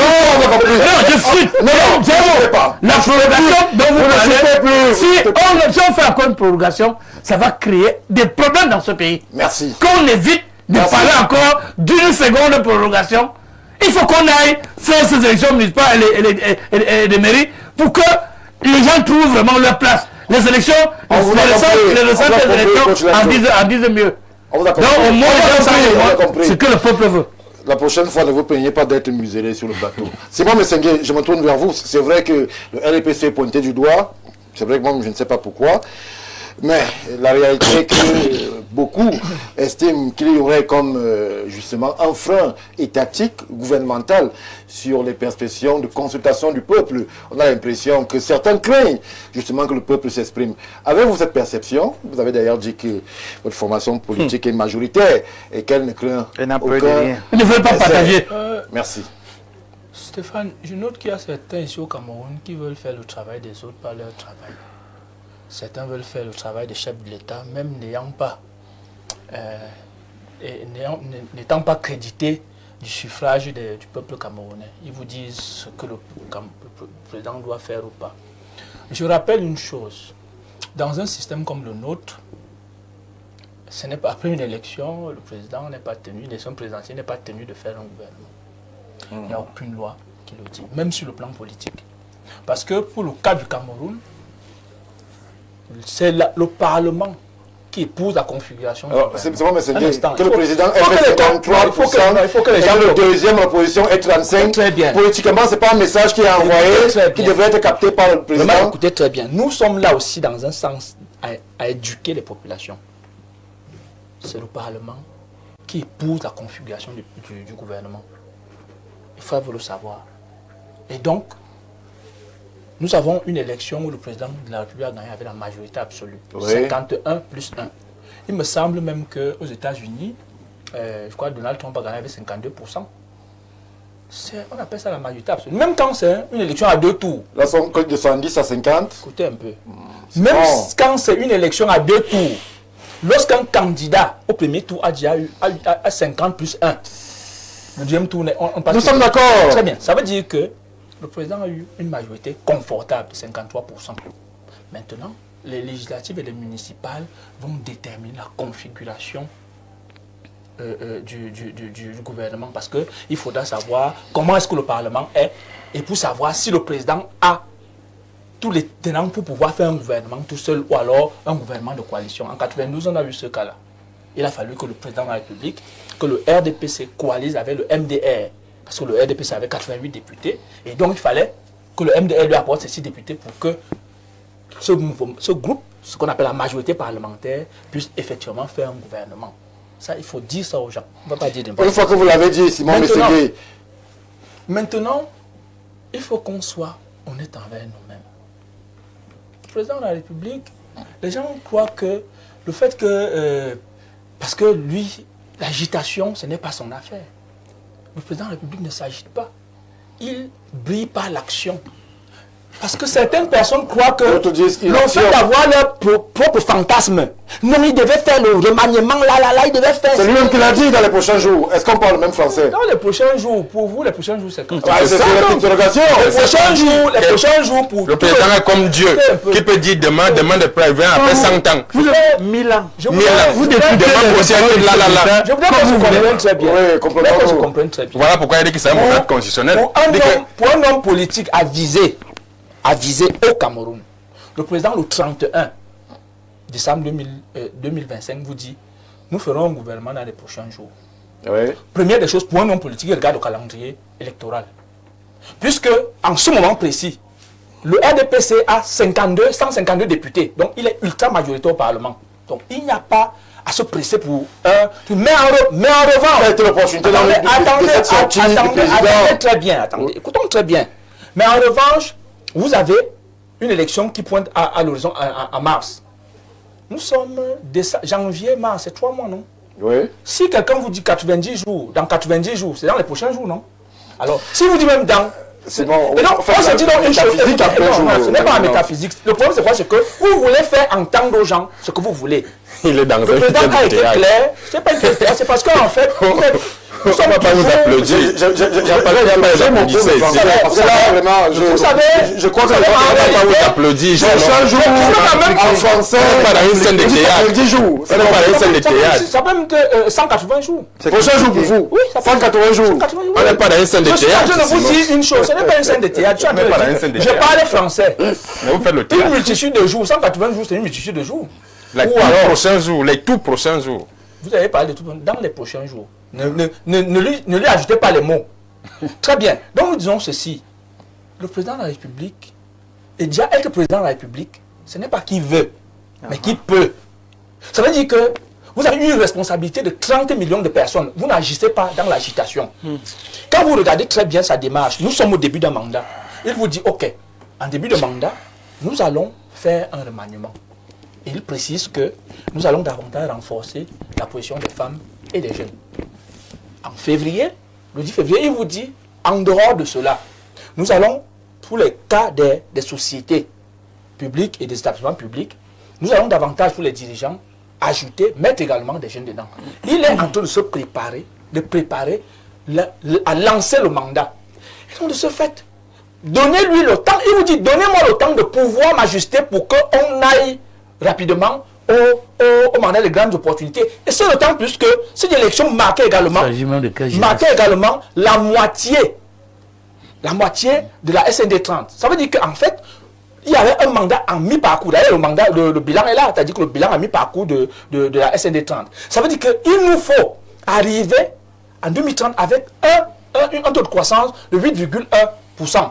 Arriver avec un taux d'industrialisation de 25%, alors que nous sommes à 15%.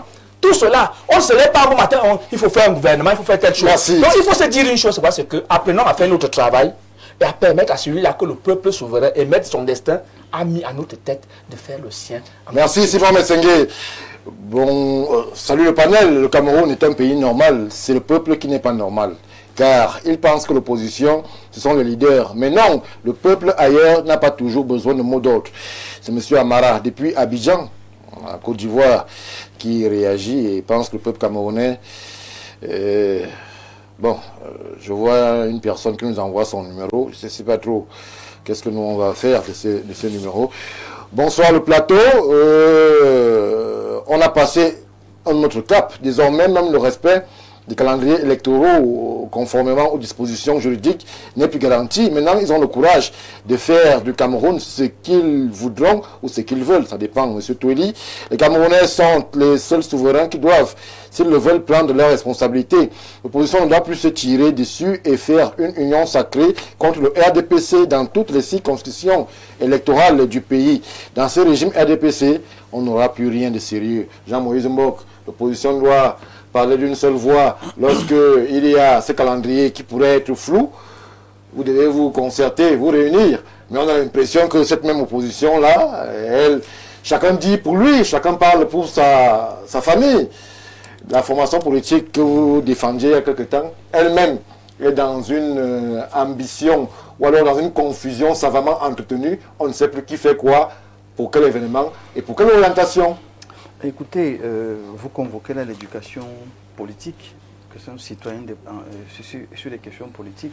Le coach Lemjo tout à l'heure parlait de ceux qui viennent là pour leur ventre. Il y en a qui viennent pour une idéologie et défendre un modèle de société différent. Voilà pourquoi j'ai indexé Léon tout à l'heure. C'est-à-dire qu'on ne peut pas avoir une telle perspicacité et rester en arrière.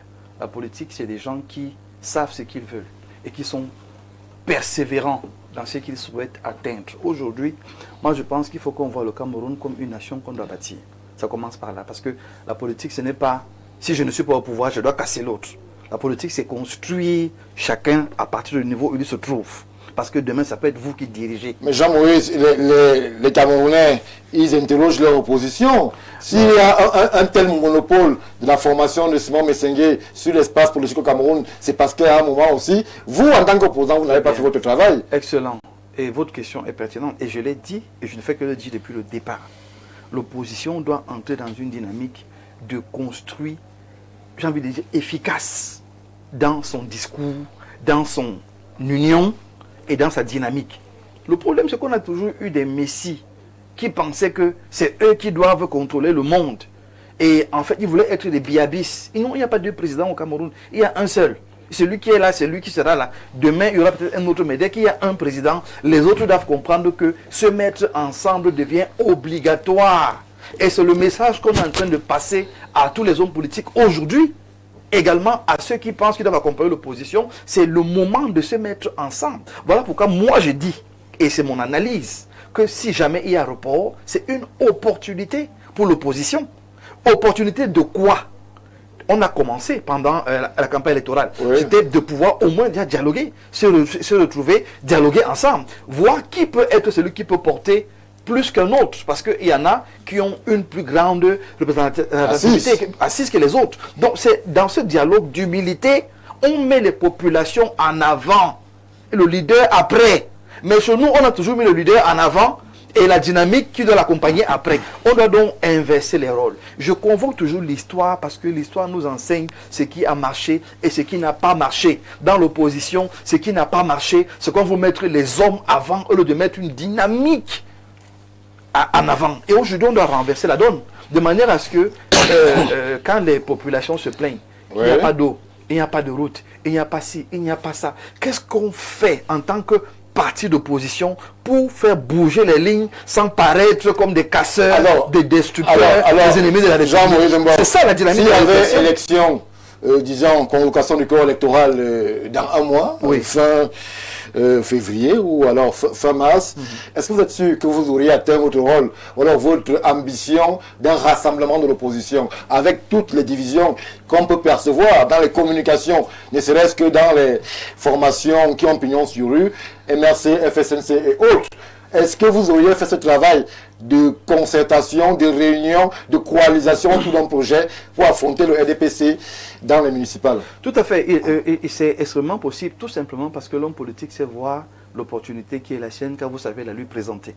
Aujourd'hui, dès que le corps sera convoqué, oui. Je vous promets que... Vous attendez que le corps soit convoqué? Mais naturellement. Mais entre-temps, s'il n'y a pas de convocation, chacun il y a un travail qui se fait, Stéphane. Ça s'est toujours fait, ça continue de se faire. Mais j'insiste sur le fait que dès que le corps est convoqué, là, Chacun se dit, attention, mon opportunité est donc sur la table. Et je dis simplement, Stéphane, je suis, moi, personnellement, je suis de ceux qui pensent que j'ai d'abord un discours de rassemblement et non celui qui est le leader qui va accompagner les autres. C'est d'abord rassembler. Et c'est ça ma mission. Rassembler les gens. Vous avez des gens devant comme les Cabral Libi, les Iram, les autres aussi. Ces jeunes, moi je ne peux pas prendre des jeunes. Ces jeunes qui sont déjà devant et qui peuvent faire le travail. Donc moi, mon rôle serait de dire attention, mettons-nous en rang de bataille, travaillons, sans passer pour des sauvages ou des animaux. Parce qu'il faut dire une chose, et je vais sortir par là, si vous me permettez. Je suis l'expression, je suis la preuve que le président Biya a amené la démocratie au Cameroun. Parce que dès que j'ai dit ce que je pensais, on a entendu ce que j'ai dit. Et Simon le disant en riant, je n'ai pas été embastillé. Pourquoi? Parce qu'en face, ce n'était pas une machine de répression aveugle. C'était des gens qui, quand même, c'est pour ça que je négocie. Parce que je reconnais qu'il y a des gens qui ont été arrêtés, preuve à l'appui. D'autres qui ont été arrêtés de manière arbitraire. Voilà pourquoi je négocie. Mais je dis que j'ai négocié pour moi-même, j'ai expliqué ma position, j'ai été entendu. Donc en termes de démocratie, il y a un grand espoir au Cameroun. Merci. Parce que c'est une réalité. Il faut maintenant que les partis d'opposition saisissent cette opportunité-là. Aujourd'hui, je vous promets que le président Biya est prêt à partager s'il voit en face une opposition qui pense d'abord au peuple et non à ses enveloppes privées. Merci. Alors, autre opposant, Jacob Kalefak. Le débat semble compliqué de votre côté. L'opposition, quelle opposition d'ailleurs, les Camerounais s'interrogent. Vous qui, je n'ai pas dit faites vos classes, mais qui aspirez à une meilleure exposition en tant qu'opposant, est-ce que vous avez justement des figures, des modèles qui pourraient, selon vous, enclencher une dynamique d'une revitalisation de l'opposition au Cameroun? Des modèles, il y en a eu, les Oumniobé, les nationalistes. Ça fait un moment quand même. Ça fait un moment. Bon, maintenant, après, nous apprécions le travail que les uns et les autres ont fait. Nous respectons ce travail. Mais cependant, nous pensons que nous avons aussi à apporter. Qu'est-ce que nous apportons? C'est de l'action. C'est ce qu'on a dit tout à l'heure. C'est de l'action. Et le Cameroun a besoin de l'action. Le vrai problème du Cameroun, c'est d'être développé. Et quand vous regardez ce qui se passe aujourd'hui, comme l'a dit M. Lyons, il y a un vrai problème d'action. Et je pense que le gouvernement devrait comprendre ça, qu'il faut agir. Et peut-être à temps. Oui. Ne pas traîner davantage sur un certain nombre de choses, mais qu'il faut agir. Et justement, nous pensons que la dynamique jeune peut être une solution pour l'action. Oui. Parce que les vieux, on le dit souvent, incarnent la sagesse. Mais les jeunes incarnent la dynamique, ce qui est dynamique. Et le Cameroun a besoin de l'action. Il faut développer le Cameroun. Comment le faire? Le docteur Mbor l'a dit tout à l'heure. En réalité, il faut avoir une opposition qui est prête à bâtir. Non pas une opposition qui critique juste, mais qui est prête à poser des actions. C'est pas le cas aujourd'hui? C'est pas le cas aujourd'hui. Il y a beaucoup de critiques. On peut faire mieux. Mais tout cela, il faut avoir en vision le peuple camerounais. Voilà. Parce que c'est le vrai problème même peut-être de l'unité de l'opposition. C'est un problème de vision. Dans l'opposition, il y a des gens qui certainement ont des intérêts personnels. Dans cette opposition, il y a des gens qui ont une vision plutôt globale, qui est orientée vers le peuple. Et c'est ça en fait qui intéresse les Camerounais. Voilà. Qui pense à nous, qui voudrait notre bien. Et au RPDC, nous sommes levés pour dire, ok, nous allons agir pour le peuple, uniquement pour le peuple. Les autres discours de concurrence, nous n'entrons pas là-dedans, mais nous choisissons d'agir pour le peuple. Merci. Coach Lemjo, avant votre selfie, moi je reviens vers vous. Alors, nous sommes aujourd'hui dans le grand débat des perspectives au Cameroun, puisque si l'on s'en réfère à ce qui est entendu ici et là, le Cameroun est dans un moment assez important de son histoire. Il y a une élection présidentielle qui s'est achevée avec le score que l'on connaît. Il y a ceux qui veulent y faire entendre un message. Il y a justement ces municipales et ces législatives dans l'expectative. Est-ce que vous pensez qu'aujourd'hui, il n'est pas temps que les uns et les autres, Camerounais de bonne volonté, se rassemblent parce que justement, on pourrait basculer à un moment comme à un autre? Si vous avez régulièrement suivi le discours du chef de l'État, vous devez, dans ce discours, retenir toujours le mot paix et rassemblement, comme vous dites. le chef de l'État demande toujours les méthodes d'apaisement. Oui. Un gouvernement, pas un gouvernement en embuscade comme font. Il est écouté. Mais il n'est pas écouté. Quand il finit, chaque fois, c'est pour ça que M. Senghor nous dit pourquoi ils sont têtus. M. Senghor nous dit pourquoi les ministres sont têtus. Les membres du gouvernement ou bien ceux qui suivent les discours du président de la République ne les mettent pas en application. Il doit nous dire. Parce que si vous suivez, s'il faut rentrer faire la jeunesse, comme on fait dans la Bible, depuis 1982, il y a même un livre sur le libéralisme communautaire qui n'ont jamais lu au RDPC. Comment ça, ils n'ont jamais lu? Si j'avais lu ce livre, on ne serait pas en train de parler aujourd'hui. Parce que ce livre trace le chemin du chef d'État. Hein? Est-ce qu'ils mettent ça en application? Quand on dit souvent chez nous qu'il faut respecter les patriarches, le président, c'est une bibliothèque. Oui. Et il faut garder les joyaux comme ça, sans les pousser à la dérive. Mais chaque fois, quand on voyait les gens autour de lui, ils ont des esprits rebelles. Toujours en train de dire qu'il faut envoyer le feu pour brûler les gens, il faut envoyer les abeilles pour piquer les gens, il faut faire ceci. Il faut donner le coup, il faut casser les dents des gens. Non, on fait tout la force, le discours de force. Il faut broyer la même. Est-ce que c'est ça? On doit écraser tous les Camerounais dans les machines à écraser? Est-ce que c'est ça? Maintenant, on parle même de projets jeunes. Allez regarder les jeunes qui bénéficient aux avantages. Allez regarder. Il y a des jeunes au Cameroun qui tirent les diables par la queue. Qui sont des parents pauvres. Même en France, il y a des gens qui tirent le diable. Mais dans un pays, le chef de l'État, il dit qu'il parle. Depuis qu'il avait dit que la jeunesse est le fer de lance de la nation. Il a demandé à tous ces vieux grabataires-là que faites confiance à la jeunesse. Utilisez la jeunesse. Mais la vraie jeunesse, c'est là. Allez compter le nombre de docteurs qui sont en route. Allez compter le nombre de masters qui sont en chômage. Mais allez voir ceux qui travaillent, les gens à qui on a fabriqué le diplôme, soit à la poste centrale, soit en Guaqueré. Les enfants des gens. Quelqu'un met au moins 67 enfants au pouvoir. C'est-à-dire qu'il a 67 enfants à lui seul. D'autres ont fabriqué le diplôme, les enfants sont des généraux. C'est-à-dire que la plupart des membres de ceux qui nous dirigent même, c'est... Une fois là, à la CNPS, on a chassé des docteurs, on a limogé des docteurs avec le diplôme. Je ne faisais pas un réquisitoire. Bon, je ne viens pas dans le réquisitoire. Je voulais vous dire donc, le chef de l'État... J'interrogeais les acteurs qui devaient se mettre en scène pour qu'on puisse retrouver l'apaisement. C'est l'idéal. L'idéal, oui. Le chef de l'État voudrait même voir ça. Que les gens s'asseyent ensemble. Oui. Pour vous, c'est mission impossible. Aujourd'hui, au Cameroun, les gens prennent la politique est devenue la haine, les combats entre les partis politiques. Les gens n'ont pas compris que l'opposition n'est pas l'ennemi du parti. Très bien. Les gens n'ont pas compris la manière de pratiquer, d'utiliser la démocratie qui a été donnée par le chef de l'État, puisqu'il dit qu'on retiendra de lui celui qui a apporté la démocratie. Mais il a apporté une démocratie que certaines personnes l'ont fabriquée en leur sens, c'est-à-dire à côté de lui. C'est plutôt, il n'y a plus de démocratie, c'est la dictature. Je ne sais pas si on appelle ça démocratie dictatoriale ou bien c'est comment. Parce que moi je ne peux pas savoir. Et si le chef de l'État donne des discours, quand il fait son discours, vous voyez la télévision nationale, les gens vont passer 2 jours à analyser le discours, mais par après, rien ne sera fait sur le terrain. Pourtant, si tout était implémenté, le Cameroun serait les États-Unis de l'Europe. Merci. Donc, Coach. il faut. Merci. Je profite pour appeler aux uns et aux autres. Aujourd'hui, vous savez, on prépare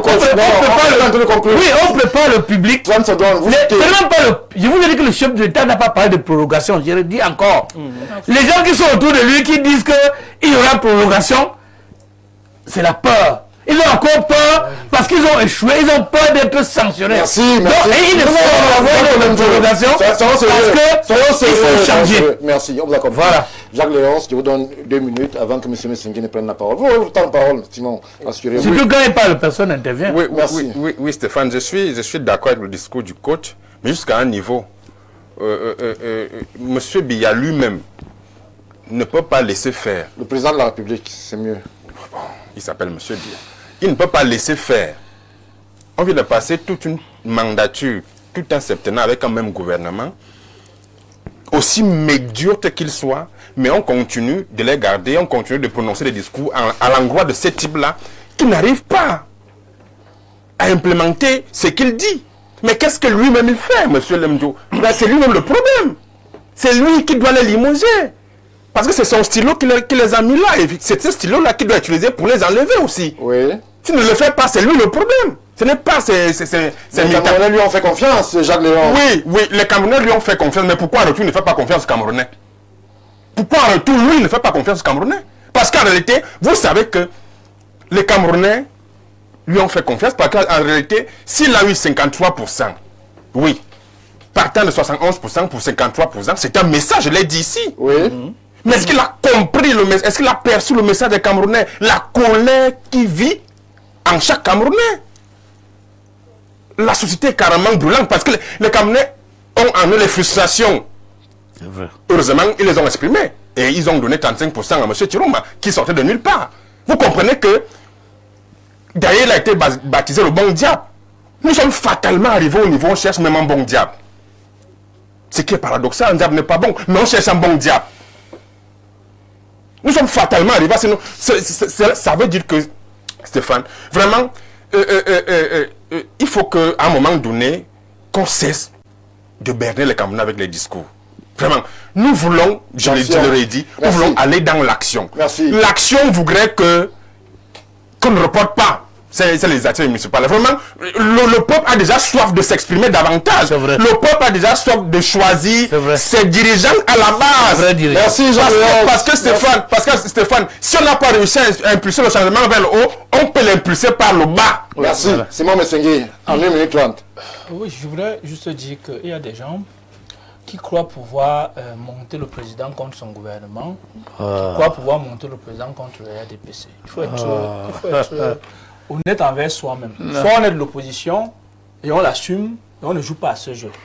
Il est clair d'une chose. Moi, ce gouvernement et le président en premier le félicitent. Parce que les gens font comme s'ils ne vivent pas au Cameroun. Entre 2018 et 2025, nous avons eu affaire à 3 crises majeures, parmi lesquelles une crise sanitaire mondiale. Et j'entends des gens qui viennent ici dire « Oui, vraiment, il a été médiocre, ainsi de suite, ainsi de suite. » Il y a beaucoup d'États qui sont entrés en banqueroute dans ces 3 crises. Je ne connais pas un seul pays en Afrique qui a vécu 3 crises majeures. Je n'en connais pas, il n'y a que le Cameroun. Et donc, en